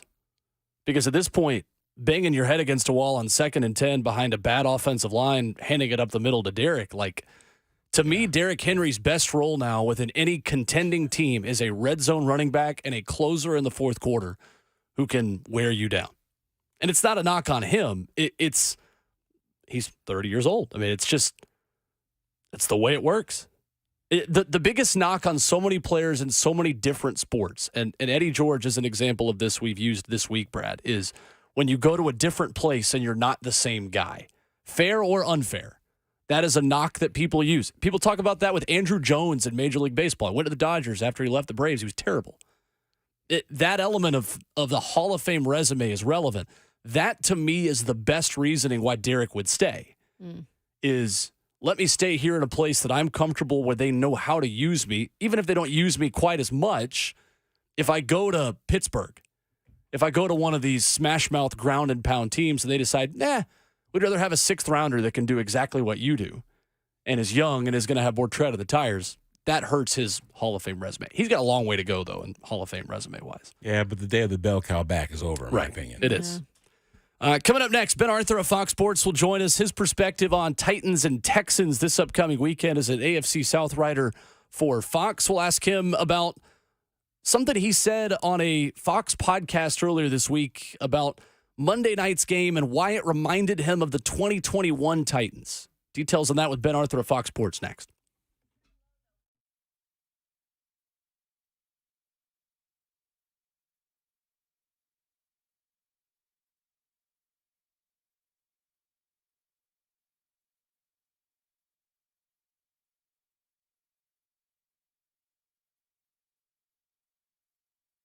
It's Ramon Foster for Hiller Plumbing, Heating, Cooling, and Electrical. Y'all, just a real quick pro tip here, too, man. If you need any of those services done around your house, you don't really like making phone calls and just talking to people waiting online, listen to me. Go to happyhiller.com to book your appointment if you need something fixed around your house. I promise you, they're going to schedule it quick and get a tech over there ASAP, okay? But right now, they're giving away cash for the holidays with select purchases.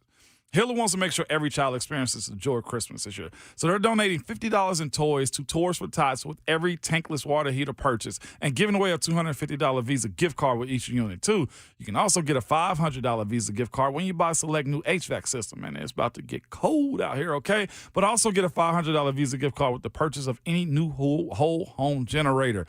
Y'all know we live in pretty much Tornado Alley out here, okay? You never know when your power's going to go. I actually looked outside of my house and saw my neighbor's lights still on the other night. A little jealous, I ain't going to lie. But either way, all these purchases have great financing options with low monthly payments. These deals are only available till the end of the year. So schedule today, like I do, at happyhiller.com.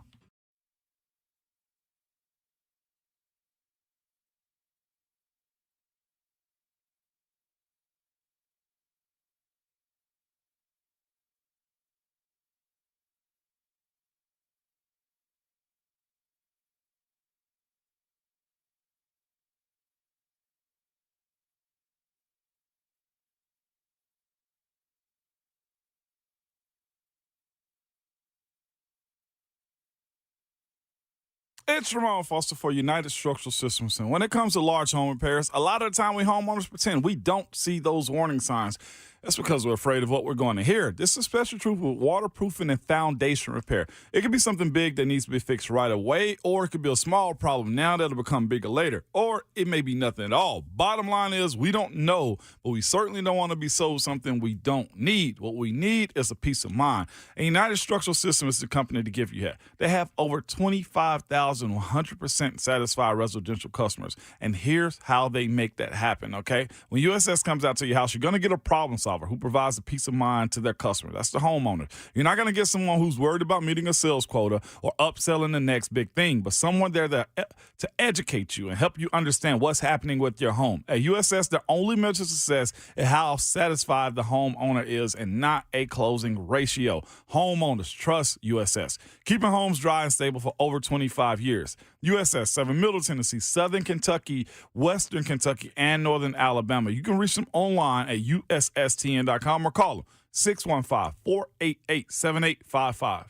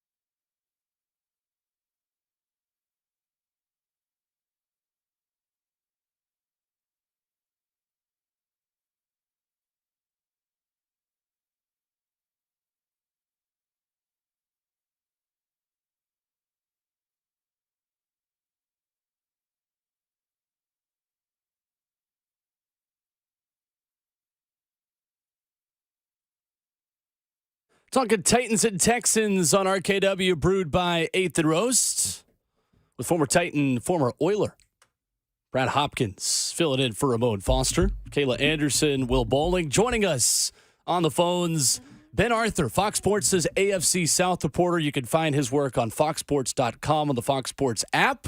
Follow him on social media at Ben Y. Arthur. What's going on, Ben? How are you? Good morning, guys. How are you guys doing? Hey, Ben. We're great. What's up, Ben? Mood around here certainly much better after the Monday night miracle from Will Levis and the Titans. I saw you posted on social media that win reminds you a lot of the 2021 Titans. What's the biggest reason for that? Yeah, I think like the 2021 Titans, earlier iterations of this team under Mike Vrabel, like they just seemed to thrive in games where they were underrated. No one was picking them to win, right?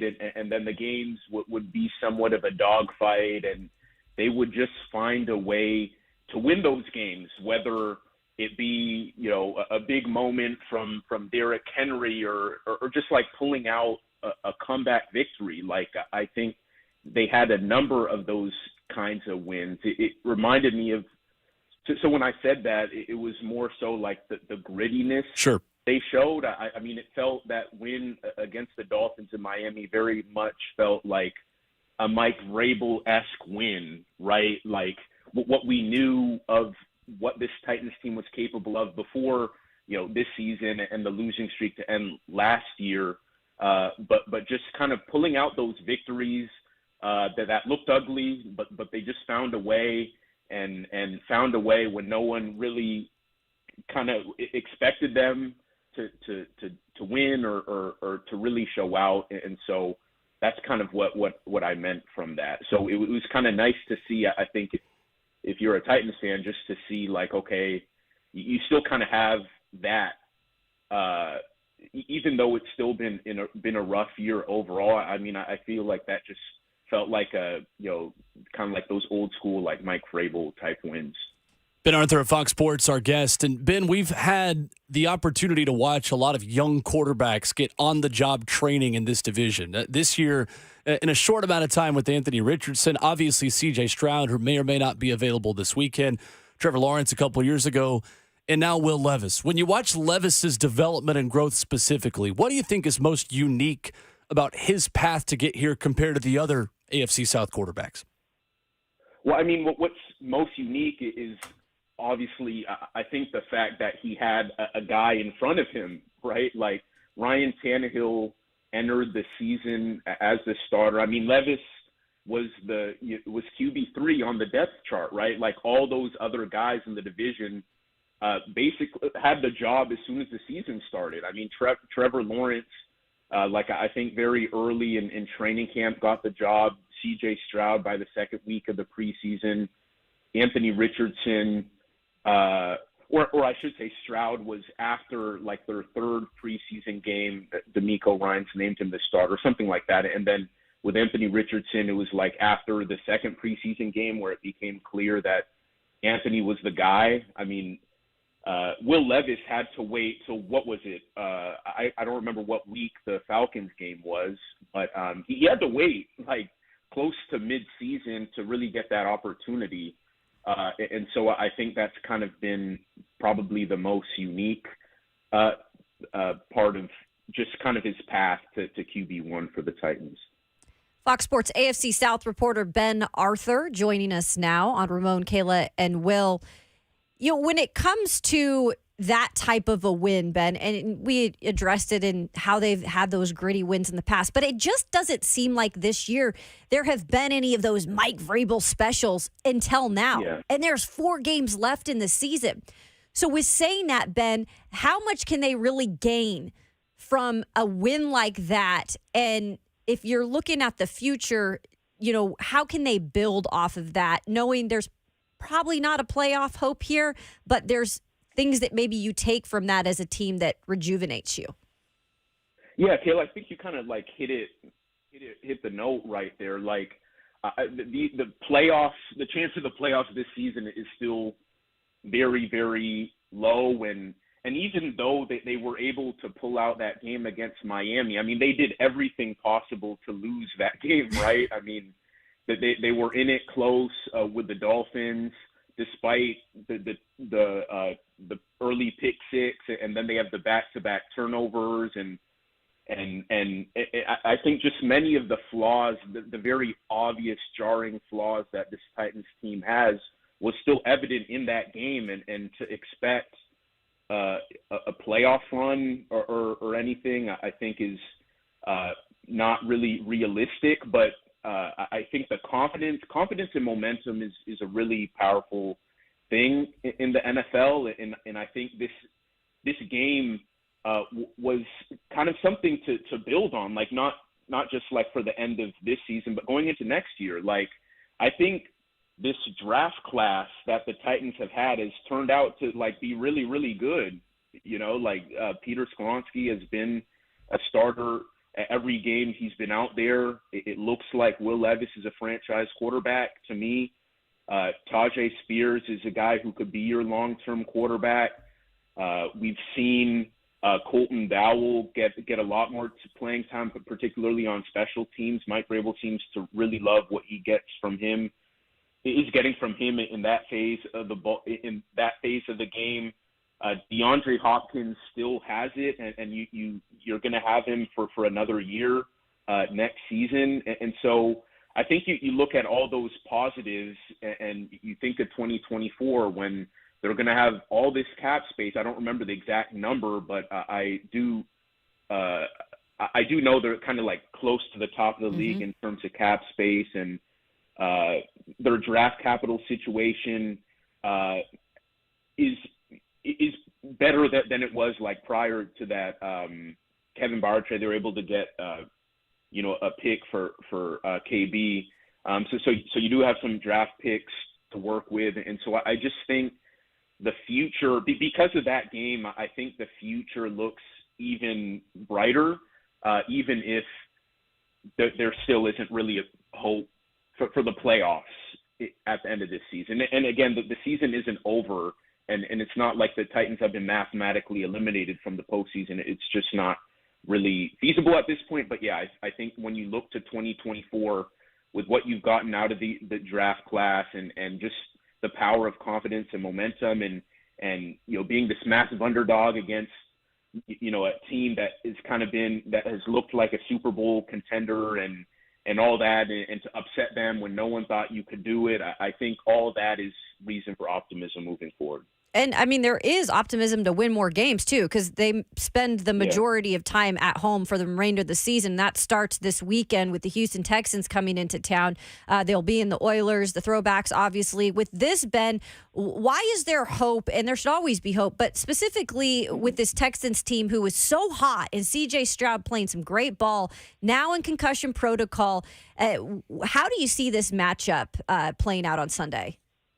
Yeah, I think if you're the Titans, you should feel really good about this game, not just because, as we talked about, like the momentum, confidence coming out of that Miami game, but because of all the injuries, right? And you mentioned C.J. Stroud being in concussion protocol, but he's not the only thing they have to worry about. I mean, Tank Dell is out for the season. Nico Collins has a groin injury. He might not play this week. He's their leading receiver.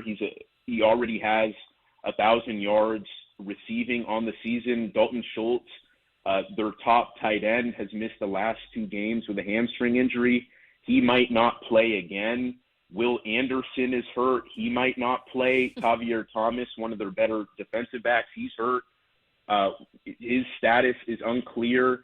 The Texans have a lot of injuries to worry about beyond C.J. Stroud. And so to kind of get them at home where Texans are banged up, and we know how good the Titans have been this season outside of the overtime loss to the Colts a couple weeks ago. They have been really good at home, and you face a divisional foe that's kind of had to deal with a lot of injuries. You should feel really confident if you're Mike Vrabel and this Titans team. Ben Arthur covers the AFC South for Fox Sports, and I wanted to talk more about who this Tennessee Titans team is. It's Week 15. Normally, we would have known who this team pretty much his identity is. It's Derrick Henry and has been for a number of years. But now that might not be the case. You know, when you see Tajay Spears, his involvement, when you see Tim Kelly basically having to open up the playbook, Ben, do you have a thumb on who these Tennessee Titans are at this point? Yeah, it's honestly, I still don't really know who quite this team is. I mean, I think with Will Levis and that connection that he has with DeAndre Hopkins in particular has given a whole new exciting dynamic to this team. Levis had 7 pass plays of 20-plus yards, and having DeAndre Hopkins, who's still playing at an extremely high level despite being in his 30s. I think they just have a passing attack component that they haven't had in recent years. And you mentioned Tajay, the change of pace that he gives them at the running back position to kind of complement Derrick Henry and be a threat as a pass catcher. Had 89 receiving yards in the Dolphins game. And so I think having those two guys has really changed the complexion of the offense in a good way. And then I think defensively, I think what we're seeing kind of, again, what this defensive front can be. I think Harold Landry, we're starting to see him pick it up again, right? It was a slow start to the year coming back from the torn ACL, and it takes some time, sometimes after kind of these serious injuries to find yourself, especially as an edge rusher, having to kind of bend at all these angles and having to put pressure on that knee. And so I think Harold Landry's really picked it up, had a career-high 3 sacks against Miami, and we know what Arden Key is capable of. And Jeffrey Simmons didn't even play last week. And so I think with what this passing attack the Titans have, and then with the element of Tajay, and then I think starting to see kind of what we hoped this defensive front to be, starting to see the Titans maybe get back to that a little bit. And I know the Dolphins had some O-line issues and whatnot, but to see the defensive front really get after it, and I would say those maybe two things are kind of like what have maybe defined this Titans team beyond Derrick Henry, right? Like that the explosive passing component to it, and then maybe just kind of a reminder that they do kind of have this juice on that defensive front. Ben, you touched on the playoffs earlier. We know that the Tennessee Titans are a long shot, sitting at 5-8 right now. But when you look around the AFC, the Miami Dolphins and, of course, the Baltimore Ravens have a couple of game hold on their divisions. But when you look at the Chiefs, are 1 game ahead of the Broncos, and, of course, the Jacksonville Jaguars just a game ahead of the Colts and the Texans. I see some vulnerability, especially in the Jags losing to the Browns, maybe because of a lack of mobility for Trevor Lawrence. But I don't think that necessarily this AFC South is a given for the Jacksonville Jaguars to get it. So who do you think may be a team that can make a push to be not only a wild card, but maybe even win the division here in the South? Yeah, the AFC South is far from over. And I think from the Jags' perspective, you have to feel good that even though you lost to the Browns last week, the Texans and the Colts both lost last week too, so there was really no change in terms of the pecking order. Like the Jags still in atop the division, and then the Colts, and then the Texans being in third place. And so I think all 3 teams at the top of the AFC South have their issues right now. I mean, the Jags have been just torched by backup quarterbacks for back-to-back weeks. They have Trevor Lawrence's mobility to be concerned about, even though I don't think that was really an issue in the Browns game. Losing Christian Kirk, I think, was the biggest thing offensively. Like they just looked really out of sorts in the passing game. A lot of miscommunication. Trevor Lawrence didn't have like that security blanket in Christian Kirk. And I think from the Colts' perspective, not having Jonathan Taylor is really starting to bite them. I mean, we saw early in the season with Zach Moss, they were still able to have a really strong run game, and then Jonathan Taylor got in the mix after starting the year on PUP, and they kind of had that tandem, and now Jonathan Taylor is out again, and the run game has regressed, and Gardner Minshew just isn't a quarterback that you could that can overcome deficiencies in the run game. He can't really put the team on his back, and so they have things to worry about in that regard. And then, as we talked about with the Texans, they have all these injuries, and then C.J. Stroud being in concussion protocol. So it's going to be really fascinating to see how all this shakes out. The Jags still have that one-game lead in the division, as I said, but it could really come down to like just injuries and whatnot, because all three of the teams atop the AFC South are kind of like dealing with them right now, and I think that could really maybe determine like what happens in these last 4 weeks. Ben Arthur of Fox Sports has been our guest this morning on RKW. Find him on foxsports.com, covering the AFC South, doing a great job keeping you up to date on all the teams around the division, including the one that thinks it has ownership of the Houston Oilers brand. Ben, thanks so much. Appreciate the time as always. Thank you, guys. Appreciate you having me. All right. There's Ben Arthur. Thanks, man. With us previewing Titans and Texans. Interesting the note on Jonathan Taylor and kind of the idea that his injury is costing Indy. It makes sense. Mm-hmm. Certainly makes sense. Coming up next, NFL expected to make an announcement later today about a new city that has never hosted an NFL game that could get one. Details on that next.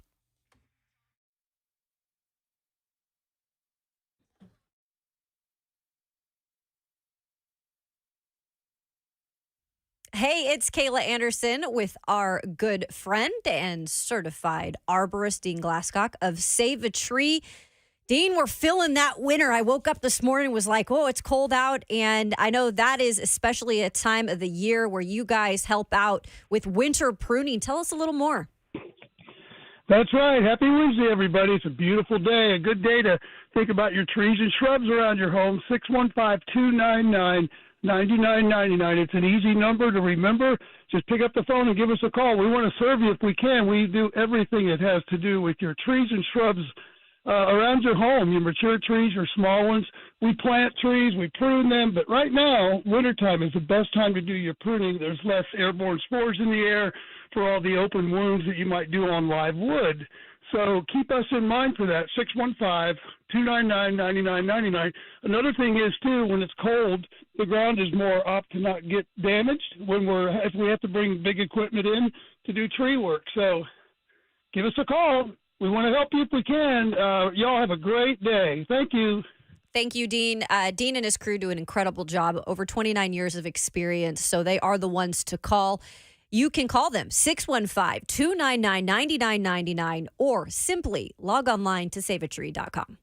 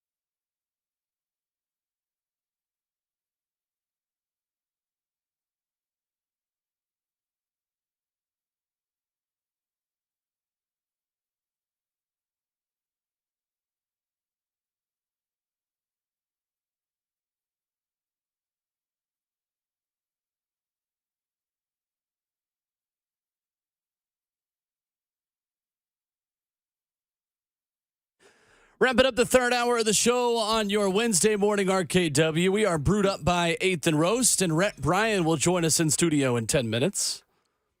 615-737-1045. We'll talk Titans with him coming up in our 9 a.m. hour. Guys, the NFL is heading to a new country and a new venue for professional football. According to ESPN's Adam Schefter, the NFL could award a 2024 regular season game to Brazil as soon as today.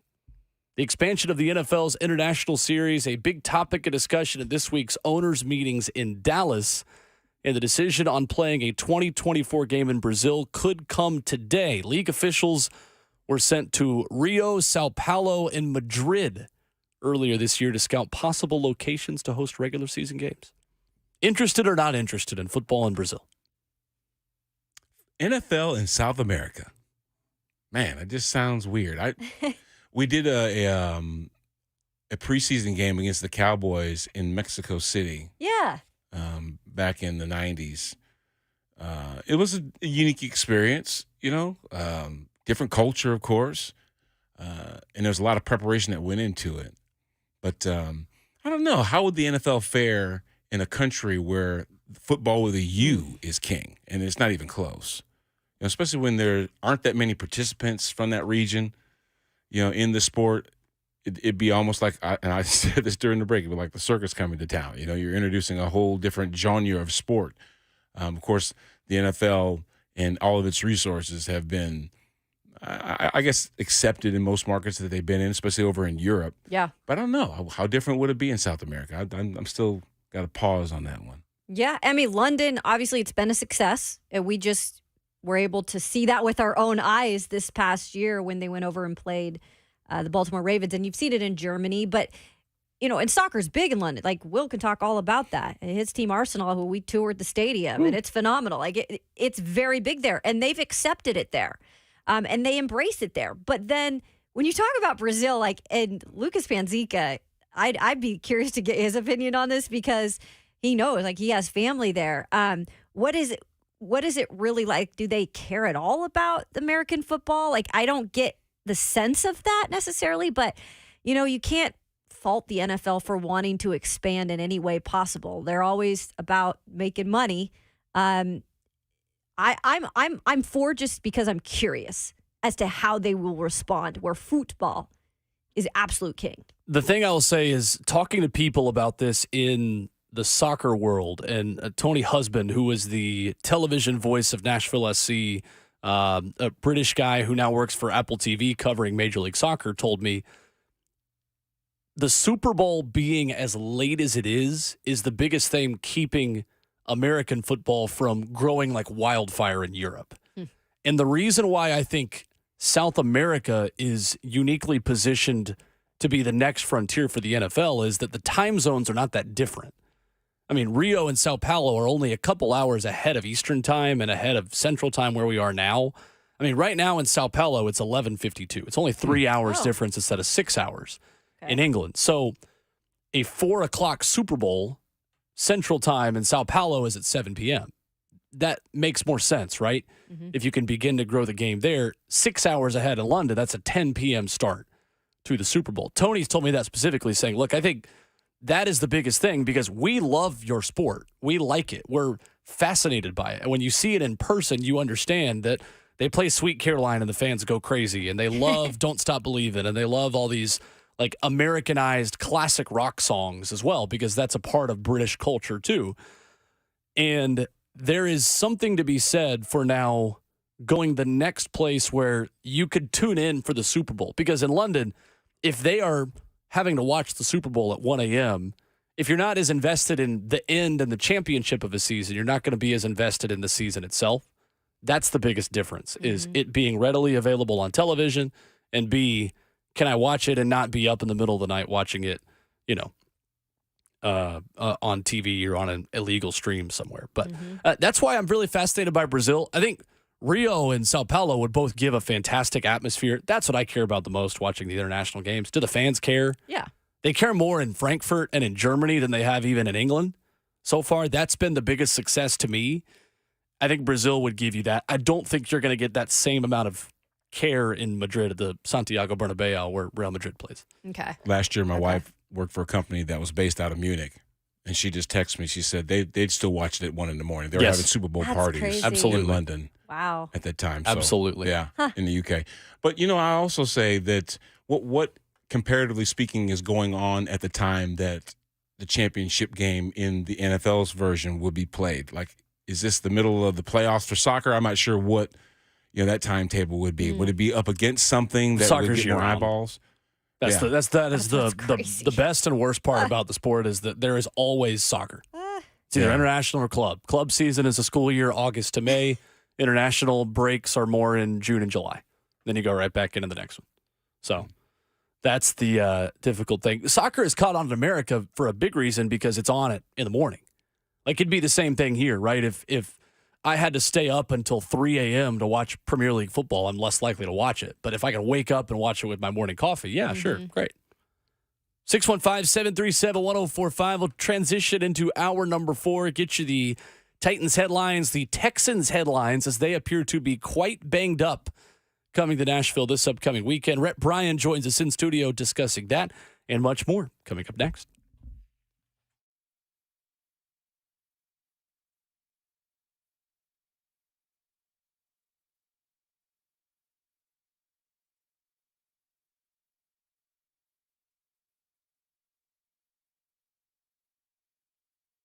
I got some good news on this Wednesday morning. I had to double check that it was Wednesday. The future of joint pain relief is here. It is QC Kinetics Advanced Regenerative Medicine, and it's amazing stuff. It's Kayla Anderson, and maybe you've been told steroids or surgery are your only options, but don't be so fast. Get a second opinion and learn more about how you can actually harness your body's own healing agents to attack that joint pain. And I'm talking about long-lasting relief. QC Kinetics does not mask the pain. These treatments go to the very root of the problem using concentrated healing properties that are placed directly into that joint, and that helps restore and repair that damaged tissue. So we're now in those winter months. I know a lot of us, I know myself included, feeling some of those aches in your hips, maybe your back, your knees, your shoulder. Just imagine with no drugs, no downtime, and no surgery, you can get that relief. Life is all about motion. QC Kinetics giving people their lives back. You can call them now for a free consultation. It is 615-249-4024. That's 615-249-4024.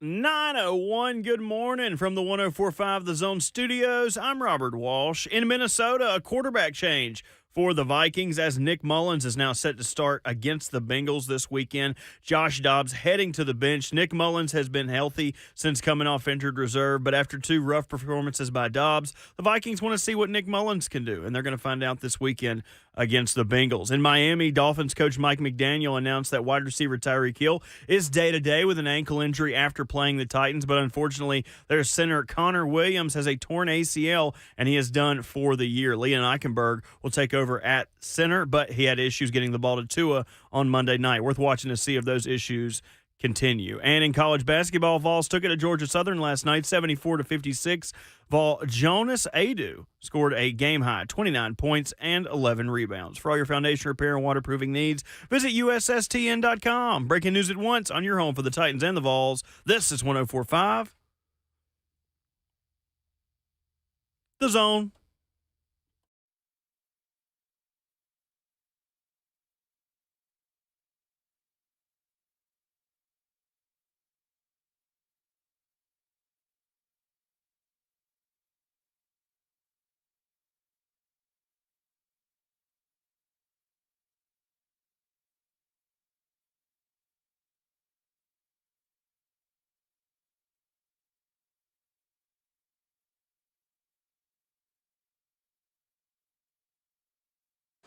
Off we go into the fourth and final hour, the fourth quarter of your Wednesday morning RKW. Four's up. Yeah. Unless you're driving, let's keep it between the navigational beacons, please. With Brad Hopkins filling in for Ramon Foster, Kayla Anderson, Robert Walsh, and Reed Smith, our producers. Rhett Bryan. I'm just scared He's the in the bejesus building. out of Brad Hopkins. Bringing the energy here into the studio. Sorry, man. I'm just trying to bring a little Will Levis to the Good. table We here. got this maniac in the studio. Good morning, Rhett. How are you? Good morning, all. How are we? We're good. Feeling good after a win. How about that? First road win in over a year. Oh, my God. A lot of good stuff. First rookie in Monday Night Football history to have a 300-yard passing game. First rookie quarterback in Oilers-Titans franchise history to win a primetime game. Just Wow. start checking them off the list. One of the wildest games. I mean, there's a list, and it belongs on a list because the way that thing ebbed and flowed, wow. You don't usually turn it over 3 times, give them 21 points, and live to tell about it. That wasn't too late. It wasn't as much ebbing and flowing as we thought. Won in the first half, but I mean, the wild thing is that you had the most prolific offense in the league this year in the Miami Dolphins, tied 13 apiece with 6 minutes to go, and then the wheels fell off the train, and then they put the wheels back on, and NASCAR pit crew style, and here comes Will Levis in the offense, boom, Yeah. and the defense, wow. Like the one-man I pit know. crew in Cars, the movie, who just does all the stuff by himself. Sure. That was Will Levis leading the Titans to victory. There it is. But the defense had to do their part, though. Absolutely. They don't get Absolutely. enough love in this. They didn't give up 21 points on those turnovers. That was not – I don't put that on them at all. They did their job, did an excellent job without Jeffrey Simmons. Exactly. But golly, what a wild game. And that is something that you know, so many good things that have come out of this. You're right. It's Wednesday and you got to win. That's good. But if you had any doubts whatsoever, you can check the major box that says you have a quarterback. You can check that box now. If you didn't have, I felt pretty good about it. Now, I think you can check that box. The other part of it, those guys believe in Will Levis, and that's dangerous for the Houston Texans and whoever else is left on this schedule. They can beat Houston Sunday. And I know we're going to go over injury stuff because they've got a lot. Regardless of the personnel, they can win. Now, they need to stop the penalties, pre-snap especially. They need to stop the turnovers. But you give any kind of intensity and level and effort like that, the rest of the good stuff, they can win. And here's the other part, and I'm going to get off my soapbox in a minute. I love our listeners, but for the people who've called in who want Mike Vrabel's head, who thinks he's whatever, tell me you didn't watch that game Monday night and tell me he's not a damn good football coach. Tell me that. Because he is. Yeah. When he tells us in postgame that the analytics told him when they got that ball back and they scored that first of the 2 touchdowns they needed to win, analytics told us to go for 2 there. Yep. Most likely proposition that you can win the ball game if you get, and it was situational football at its finest right there. And so they did it. And that when they got that second score, all they needed was Nick Folk to put it through the uprights. And so for everybody that said, hey, he's old school, he doesn't pay attention to it. He pays attention to analytics. He just doesn't talk about it all the time. Right. Do you think he's making that decision even 3 years ago? To decide to go for 2 in that moment? I know obviously in 2018 he went for 2 to try to win the game late against the Chargers in London. And on that day it didn't work out for him. Yep. That's a bit of a different decision than, hey, analytics say give yourself 2 tries to get a 2-point conversion instead of 1. That was just, hey, we've got one shot. Let's try to win the football game, right? Do you feel like we're seeing growth and evolution in Mike Vrabel, the head coach? I think you can point to some of that. I think the other part of it is the way the game has been dictated rules-wise. Because, I mean, think about it. The kickoff is basically out of this thing, special teams-wise. Right. And the other part of it, your odds of executing and getting an onside kick when you need it is pretty slim. So what they drew up and getting Nick Westbrook-Akine wide right there and nobody home for the 2, that was when you thought, okay, they got a ball game here. And golly, the way they fought back, I heard you this morning at 6 o'clock shooting off every toe they had. Yeah. Wow. That's a pretty good way to put it. I mean, You know, I'm just going to say that when you look at the no-look pass to the end zone, that was a microcosm of who Will Levis is to me. And that's kind of the reason why I think that this team can confidently stand behind him as their quarterback. We don't have Bryce Young problems. We don't have Zach Wilson problems. We don't have the problems that a lot of these young quarterbacks are facing when they're trying to come in and get acclimated with a system. It's like it almost feels as if he's been there for a few years. And that's how confident I think he believes in himself. And even when he refers to, you know, almost in a humble situation of the Titans even picking him, you can feel that, you know, somebody needed to take a chance on me. Now, it took day 2 for somebody to do that, but Tennessee chose me. I'm going to show you exactly what you're going to get. And Tennessee not only chose him, they traded up to choose him. They showed the desire that we want. Not only we're going to pick, we're going to move up to do it. There's a couple of catalysts involved, and you're right. And I'm not taking anything away from Will Levis because football character off the charts. He loves the game. It's clear. But let me tell you who's a big part of shaping who he is as a pro, and that's DeAndre Hopkins. DeAndre Hopkins, that's his accountability partner in all this. People talk about that exchange they had on the sidelines, a week ago, whatever it was. Yep. They, I think, already have a relationship where they can speak candidly to one another in game situations. You would know this much better because you lived it, you played it, and things get heated. And you get, irritated at your teammates, whatever. But if DeAndre Hopkins believes in Will Levis, that's all I need to know because you talk about a pro's pro. Yeah. Number 10's a pro's pro. No, I see where you're going with that. Traylon Burks loves Will Levis. Okay, great. So what? Yeah. Nick Westbrook-Akine loves Will Levis. Okay, great. So what? Yeah. DeAndre Hopkins comes in here with all the fanfare that he brought with him. He's going to have a gold jacket, Brad. Yes. And if he agrees with what this kid's projection is, then why wouldn't everybody else, buy into it? I feel you. And I think a big part of that is, and I said this on the morning show yesterday, what impressed me and what impresses me the most about Will Levis, first of all, you can't teach that type of leadership, that passion. That's a person, right? A person's born that way. What makes Will Levis special so early that I can see is he can have those emotions after a great play. He can have those emotions after a bad play. And we've seen it on the sideline numerous times. But I think the way he gains the respect of his teammates, and he's done it so quickly, is he gets back in there and he's like, all right, let's go back to business. Like, it's like it doesn't even faze him when these things happen. He can have those emotions, but the minute he steps back on the field, he's being Will Levis, the playmaker, which is exactly what the job requires. Right. The short memory. Sure. Good play or bad. And the other part I want to say that, and I'm not saying that his teammates didn't believe in it before because, hey, listen, when we saw that mic'd up piece with Big Jeff and Arden Key at the Atlanta game where he lit it up. They're like, I told you, that's that damn Will Levis. There he is. And the talent is there. The flick of the wrist, the way he's able to get rid of the ball as quickly as he is and just rocket it down, that part's there. Mm-hmm. The other part is starting to grow as well. That's what we're talking about. Operational, situational awareness, spatial awareness, all those things. He's becoming a leader in this.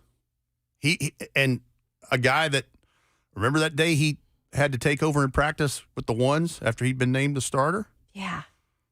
And, Ryan Tannehill's like, hey, man, this is you. He didn't want to step on any toes. He's like, this is you. This is your show, man. Go. Yeah. And he took it and just keeps trucking.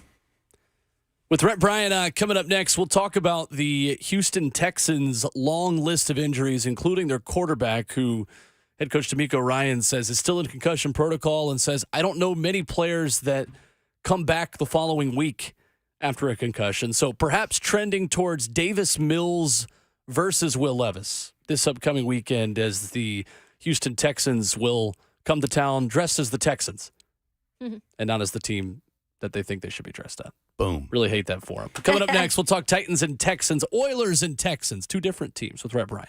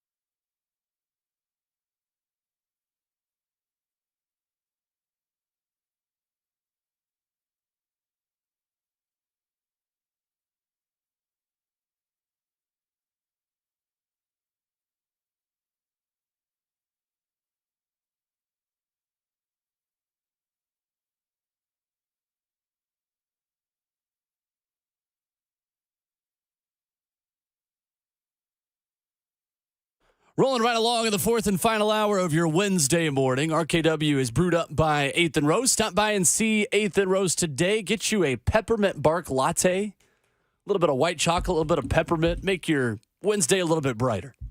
With Rhett Bryan in studio, Brad Hopkins in for Ramon Foster, Kayla Anderson, I'm Will Bowling. Rhett, what are we listening to? Say.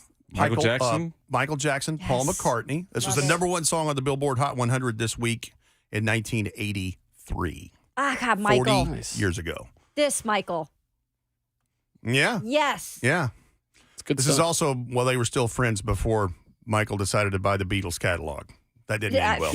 You told us about that. Yeah, it didn't end well. That's crazy. But yeah, this is a bop, as the kids say. It sure is. It's good stuff. It's a banger. Love that. The kids say it's a bop?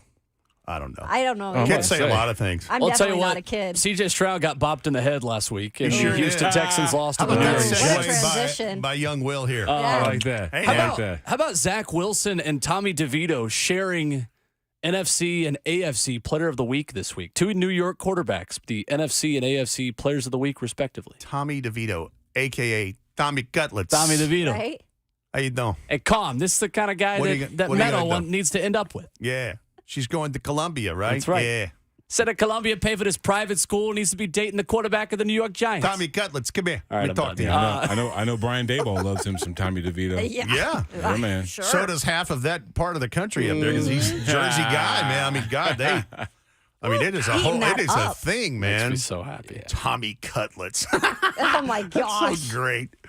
So fantastic that they gave a quarterback $160 million just to find out a guy living in his mom's basement in New Jersey was better at quarterback. Why There not? it is. Just That's save it Gotta up. be sad. The life of a Giants fan. Save it up.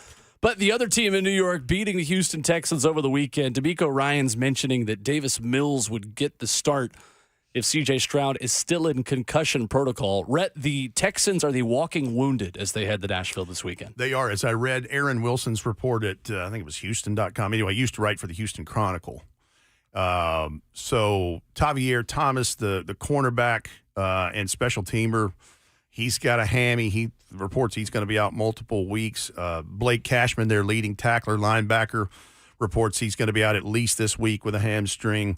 C.J. Stroud, we saw that the lick that he took there. And look, if we're going back to what happened to Tua Tagovailoa in the concussion protocol a year ago, I think that alone tells you we probably won't see C.J. Stroud on Sunday based on those parameters and them trying to be careful with that stuff. Davis Mills, they've seen before. Davis Mills has had success against the Titans when Tim Kelly was the offensive coordinator in Houston. So, yeah, it all comes back home. But, there's those. And then Nico Collins left the second half of that game, did not come back, has a calf injury. He's up in the air, and, of course, that doesn't hurt my feelings either because he is a monster. I mean, he just had a game 2 weeks ago, 190 yards or something. And then Tank Dell, the small gadget guy from Houston that they drafted, fractured his leg the week before and is on IR. So, but at the end of the day, here's the thing. I mean, look, they're still going to have to suit up and play this thing, and those division games are always dogfights. So I don't anticipate it being any different. They just, like I said, the Titans have to bring the intensity. They have to bring the intensity this week that they had on Monday night. You do that, you cut down on the penalties, you eliminate the mistakes in ball security, and you can beat the Texans. It ain't going to be easy. I think as I'm digging through the Texans, I don't know what in the world's going on with Damian Pierce. He had a great rookie year. Right. I think he's had some injuries. But Devin Singletary's the leading rusher, the former Buffalo Bill. Yep. And just looking at their stats. But, yeah, they're decent stats as a team, defense and offense. And you knew they were going to be defensive-wise. They were going to be all right with, D'Amico Ryans being a defensive-minded coach. Oh, and by the way, Will Anderson, the other top pick. Yeah, really good. Ankle injury. We'll see what the injury report starts to look like when it's dropped at 3 o'clock this afternoon because he has not missed a game all year. He has had some dents and dings as we get through the season. If he's not in there, that is huge because that dude he's a problem. And the two corners, Rhett, for the Houston Texans are significantly better than they were a season ago. Steven Nelson, the former third-round pick out of Oregon State, who is a veteran, 30 years old at one cornerback spot. But Derek Stingley Jr. is a guy who we talked about last year being a weak link in this Texans defense. Pro Football Focus actually ranks him as the number 11 cover corner in the NFL this year. He was given a 49 last season. This season, he has a grade of 77.4. That is from an F to at least a C plus at 77, grading on the PFF scale, much better than a C plus, obviously. All that to say, that defense is much improved. And Rhett, the thing I think that is interesting about Houston is it's almost like they saw what the Titans did with Mike Vrabel and decided, let's go find ourselves our own Mike Vrabel. And it feels like D'Amico Ryans, does he remind you a little bit of Mike in 2018 and just the experience that he had, players coach, younger guy, defensive-minded? It feels like there are some similarities to the way those two guys want to coach their teams. I think you could make some correlation there just because they both played, in a defensive position in the NFL, and D'Amico's a good player for the Texans, for sure. But, yeah, I think, first of all, smart guy, but learning curve, big time. Being a D coordinator and being a head coach is, two different things. But they clearly play for him. They absolutely, to your point, players coach for sure. The other thing to watch in this, too, as we talk about field position, Kaimi Fairburn, their kicker, is off IR, and they waived their other kicker. So we'll see him, and he's good now. He can nail a field goal. There's no problem with his range and any of that stuff. So that's something to watch as we get towards Sunday. When it comes to this defensive front for the Titans, and with not having Big Jeff there, we talked about how guys stepped up, and Harold Landry coming into his own after the ACL, right? Back. When you look at this opportunity this week, how do you see that playing out, Rhett, with a line that's a little bit beat up for Houston? Yeah, and the thing I think I'll be very interested to see what the status is with Jeffrey Simmons. If you'll remember, Monday a week ago, Mike Vrabel did say, he said, could miss a couple games. Jeff could. When Jeff talked to us at his locker last week, he said, things felt a little loose, didn't feel right, so I came out. He had a brace on, a whole deal. And you see what they had to do to get through that game operationally. Kyle Pecco had an injury Monday night. Looks like he might be gone for the year by the reports that you see. So they have a standard elevation for Marlon Davidson, the former Auburn Tiger, second-round pick, who has been on the practice squad for a few weeks. He comes in, does a nice job. Jaleel Johnson, who had the exit, had the tweet, and the delete of the tweet, comes back. He makes a huge strip sack, big play there earlier on in the ball game. And they had to use every D lineman they had the other night to kind of get through this thing. And so if Kyle Pecco is injured to the level that we believe that he might be based on the reports, then they'll be doing something else defensive line-wise to keep that rotation, especially if Jeff is not involved on Sunday. Rhett Bryan in studio with us talking Titans and Texans coming up this upcoming weekend, courtesy of Titans Radio. The offensive line, Rhett, taking a step forward and battling a little bit again. Peter Skronsky, Jalen Duncan still having their moments, but we joked yesterday that it feels like we have a Jalen Duncan minute on almost every show right now on just his progress and Ramon's kind of breakdown of him. But as you continue to watch him grow and develop, there does appear to be an added level of confidence, specifically in the run game with him. And in the red zone, this offense has found something running with Derrick Henry inside the 20-yard line. The thing about, I go back to Jalen Duncan at the Senior Bowl. Looked the part. The build was there. Had a nice week there in Mobile. And thought then, I'm like, he could be. And then they picked 186 in round 6. I'm like, that could be a value pick. Now, some other things have kind of accelerated that with working through injuries and those things. I think his athleticism and all of those things are tracking in the right way. But I'd like the opinion of the guy who was the starting left tackle of the 1999 AFC Championship team. Right? Good question. He can tell us what he sees. Mm-hmm. I think it's his reps that make him more comfortable.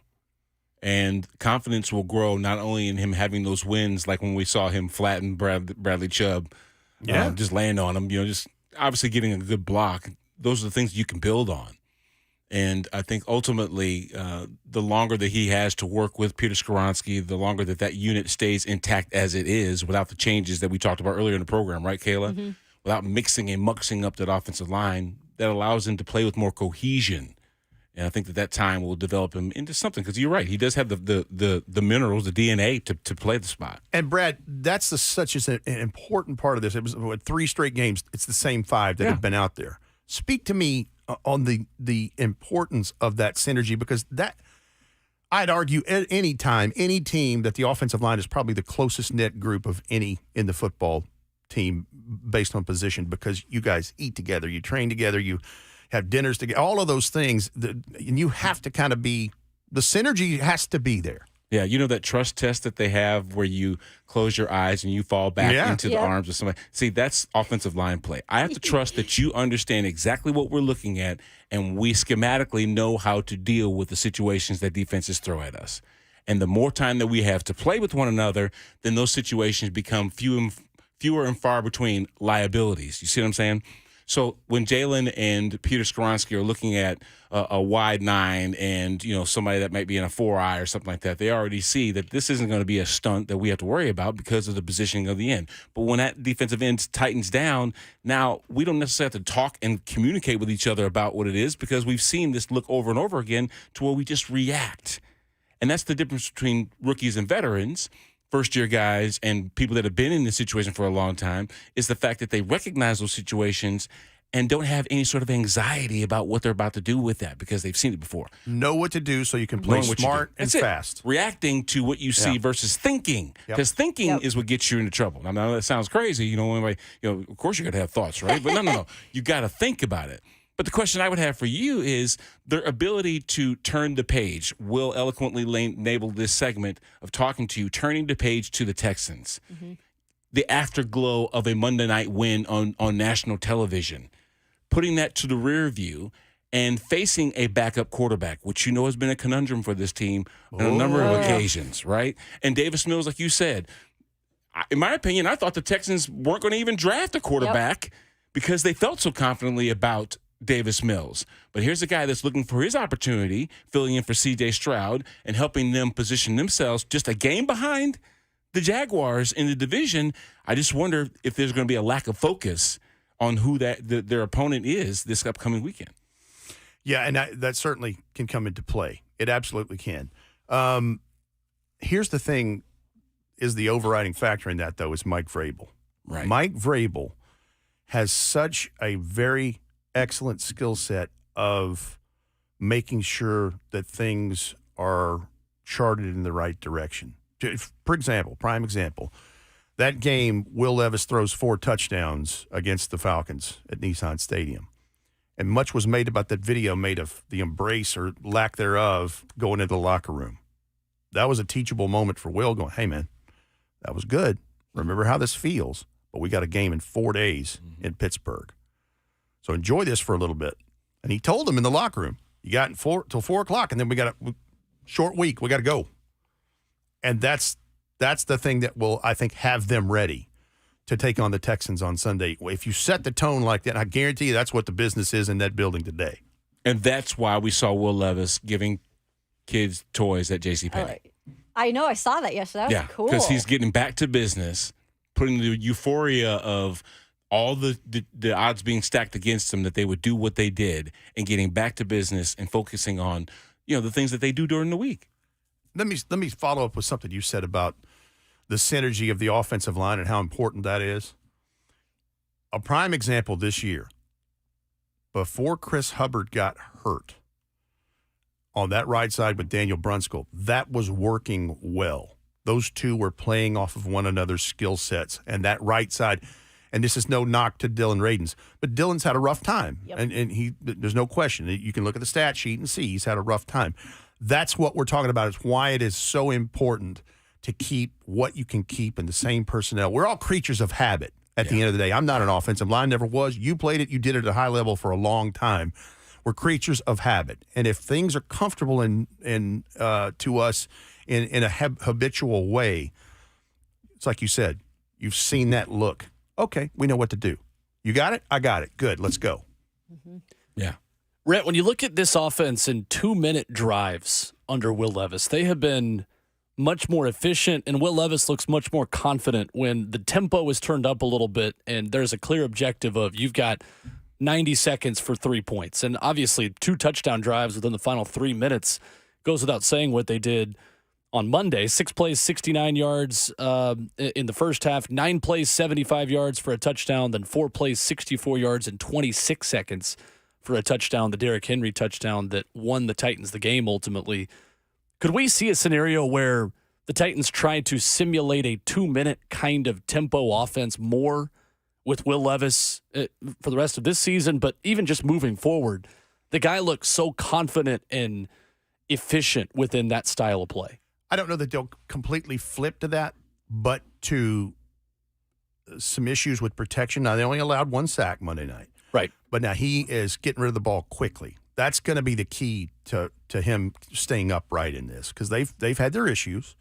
There's no question. But I can see where they have some express packages. Look, the game dictated as soon as they got the ball back and they're down 14, the clock even told you there's 4-minute offense right there. And then even more express when you got into the 2-minute stuff. And the crazy thing about the game the other night, there's 26 points scored between both of the two teams through the bulk of the game. There was a 4-minute window of clock there where 28 points were scored. That's what's crazy. Yeah. But, yeah, I think there's some things as they continue to develop Will Levis. First of all, again, I go back to the arm talent and the flick of the wrist. You got DeAndre Hopkins. Nick Westbrook-Akine makes great stuff happen. Chris Moore's got his place. He's got options there. So I know they'll continue to work on packages and things they like to keep things. And the thing that you got to be careful with, and that's what people thought Monday night, is when they scored, it's like, did we leave too much time on the clock? Yeah, all of us. Because this is Tua in this offense. And so that's where there's a fine line there situationally, and, way over my pay grade for sure. You just named some of those weapons. We were first, here to criticize a guy like Chig Okonkwo when he had been dropping balls this season, when he had not been playing his best football. I want to give credit where credit is due, because I do feel like he has spent some extra time, I've heard, after practice, doing things, and it looks to be showing on the field.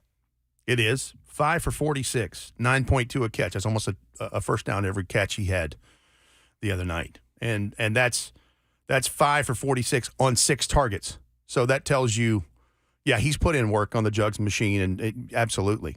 And he'd tell you he wasn't having the best sophomore year, 100%. But, it's clear he's been putting in the work. I think that's the thing that is so exciting. I know there's 4 games left, but that's so exciting about 2024 is all these young fellas are getting some valuable reps. Yeah. And they're all going to grow up together. Question about Tim Kelly. Some people were questioning maybe the gadget plays and the things that aren't normally, just like the traditional stuff that you would see offensive coordinators call. Do you think that that's out of necessity, or is it just maybe an exciting brand of football that he likes to employ, basically? I think not knowing his complete offensive philosophy, I would think it's probably a combination of the two, and I think some of it is going to be patterned around the arm talent we've been talking about with Will Levis too, and what he can do in his skill set. But I think there's, and look, the offensive coordinator is going to get questioned, good, bad, or indifferent. Had they lost this game, you'd be like, what was he thinking? It's hero or goat, and no in between, right? And I'll say this on the way out. We wanted to do something for Frank, and I thought we did okay with that. Frankie was a big part of this station. Frankie was a big part of Titans radio for a long time, and your teammate. And Frank was very good to me as a young Cub reporter trying to figure out how the hell to cover the National Football League when you didn't have one in your backyard. You were a part of that as well. You guys were always good to me.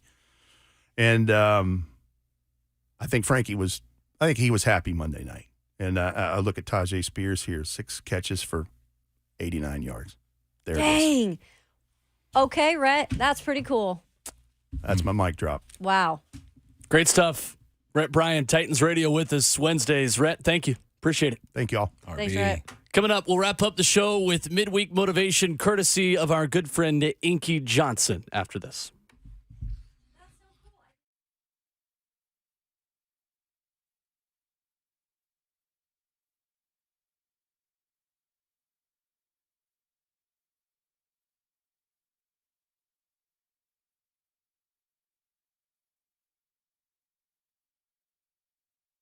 Treating hearing loss is an ongoing process that requires regular follow-ups, maintenance, and cleanings, and no one is better to help you with that than my friends at Brentwood Hearing Center. What's going on? It's Will Bowling. Their staff is here to support you not only during your initial visit, but throughout your entire journey to better hearing. And they've been proudly serving Brentwood from the same location for more than 30 years. Choosing a hearing care provider, that's a big decision.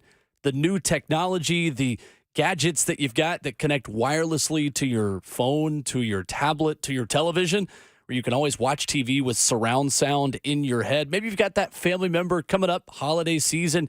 You're thinking, they can just never hear what I'm saying. I'll always have to repeat myself when I'm talking to them. Well, Brentwood Hearing Center, they're going to give them that best technology, and they're also going to continue that process with regular follow-ups, maintenance, and cleanings to keep your relatives hearing their best. Give them a call, 615-377-0420. They're online at BrentwoodHearingCenter.com. We've all got that relative. Help them out this holiday season. 615-377-0420, online at BrentwoodHearingCenter.com. That's Brentwood Hearing Center. Better hearing, better life.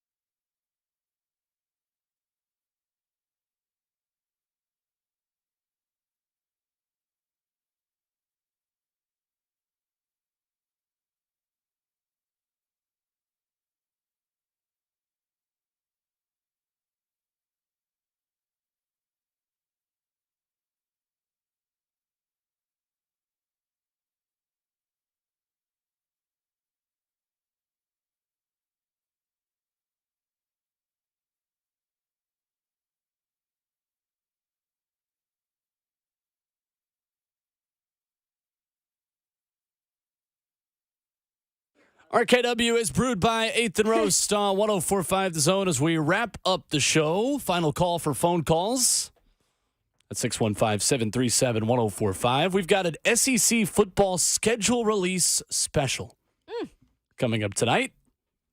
Games that will be on ESPN, some of them next year instead of CBS. Why is everything is a television event now? And this morning on Good Morning America even, they put out when Georgia, Alabama will be next year. I don't know. Do you guys care? No. To watch a TV show about a schedule release? No. No, not really. We got too much other stuff to do. Because we already know who the teams are. So why do we care when? Because that's already all been leaked out and all of these things. Right. Yeah. They need programming, right? They always want programming. It is Blow still up. funny to me that ESPN's reporter made Greg Sankey mad by leaking out a couple of the important games and like weeks before this. Like they have made their own schedule release show completely irrelevant because their own reporters put all this out like weeks ago. Because you screwed up their Kind of programming. makes That's me why. laugh a I little. know. I'm interested to see who's going to be calling those games Yes, on Will. ESPN because I have no idea what they're going to do. Actually, No idea. I'd watch for that if they like revealed the games and said who's calling the broadcast. I I'd be wonder like, if they okay. will. I know Pete Thamel has already said on his social media that he will be involved. If you're building your perfect SEC on ESPN broadcast, who is it? Give me play-by-play, color, and sidelines. I like Louis Riddick and Yep. Dan Orlovsky. Really? They were teamed with who was the guy that was doing the Chris Fowler. Chris Fowler. Yep. Yeah. I don't like them together. Wow. I You don't thought like the they were three a of little, them? I thought they were a little biased. They just Yeah. step on each other's toes the Yeah, whole time. it just did. But I do like Chris Fowler when it's all said and done. So maybe Chris Fowler and like a Kirk Herbstreit and gosh, I'm trying to think of up and coming women's sideline reporters too. I wish Pat McAfee did games. Yeah. I'm surprised he's I not. imagine at he'll be this doing point. he'll be doing some element of SEC games of the week next year. Where they'll do his ESPN2 broadcast. I bet. It probably would end up looking like the Manning brothers doing their show, while they watch it. Give me Chris Fowler. Give me. I love Ryan Clark. Oh, yeah, RC's I pretty good. love Ryan Yeah. Clark. Put him in the booth Yeah. for me, and then I'm still thinking about my sideline reporter. Give me Jeff Saturday on the sidelines. Whoa. Yeah. Okay. Because Jeff's, like it. He's a lineman. He sits Yeah. down there. Almost like, remember when Tony Saragusa used to do it for Fox back in the day? Yep. He was on the sideline. And people give him a lot of respect, former coach. Mm-hmm. Obviously a big wig at ESPN. Him standing on the sidelines, giving the minutes to the guys in the booth. That'd be actually pretty cool. I wonder if Sean McDonough gets the nod at ESPN. Longtime college football voice. I mean, he did the Sterner Stumble, I'm pretty sure, for CBS back in the day in Tennessee's national championship season. So he's done a, CBS SEC game of the week before. I think Laura Rutledge is a shoe-in for sideline reporter. She did That's a good just. job. I She feel like went she to does Florida. too many high up things. Now. I think they Yeah, take you're her right. off of some of those Monday night games, and she does. I think she would become NFL Live and college football sidelines. I mean, she went to Florida, like SEC background. By all accounts, it's just one of the nicest humans in the business as well. You know who I love is the former Lady Vol, Andrea Carter. Andrea Carter. She's up and coming. She's doing basketball, obviously, but I think she is excellent. Yeah, she does a good job. What about Marcus Spears? You can't find a space for him?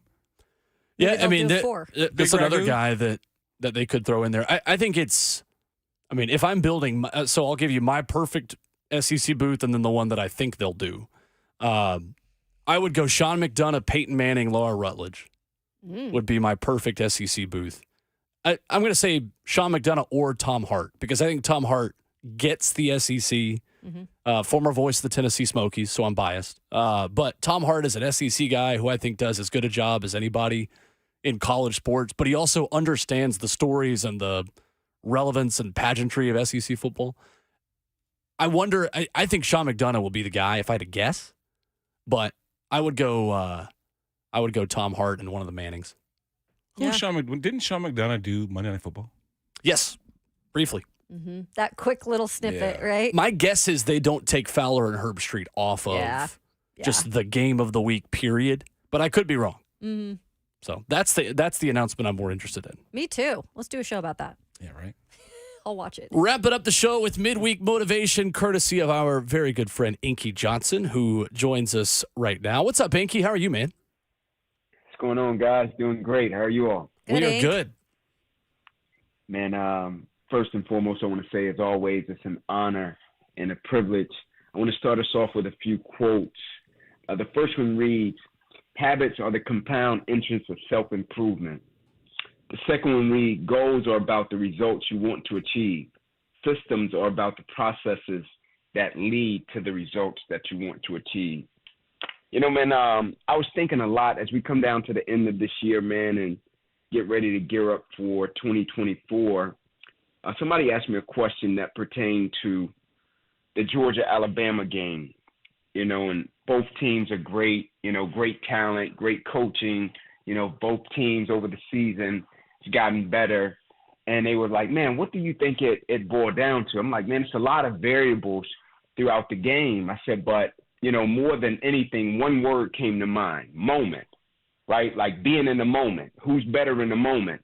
And it led me to this thought process just about our moment and owning the moment. And it says great moments are born from great opportunities. You always got to be in the moment. You always got to appreciate the moment. You always got to seize the moment. The game is like life. It's a culmination of moments. Be disciplined in the moment. Display toughness in the moment. Display execution in critical moments. Display commitment in the moment. It's not always about who's bigger, who's faster, who's better, who's more talented. It's about who shows up and who owns the moment. Have the courage to be willing to sacrifice for the unknown to see how great you can become in the moment. Every single day, in spite of opposition, in spite of challenges, in spite of adversity, we have to be willing to own the moment. That's my time. Go be great. Go make a difference. Go serve. Go live. Thank you guys for your time.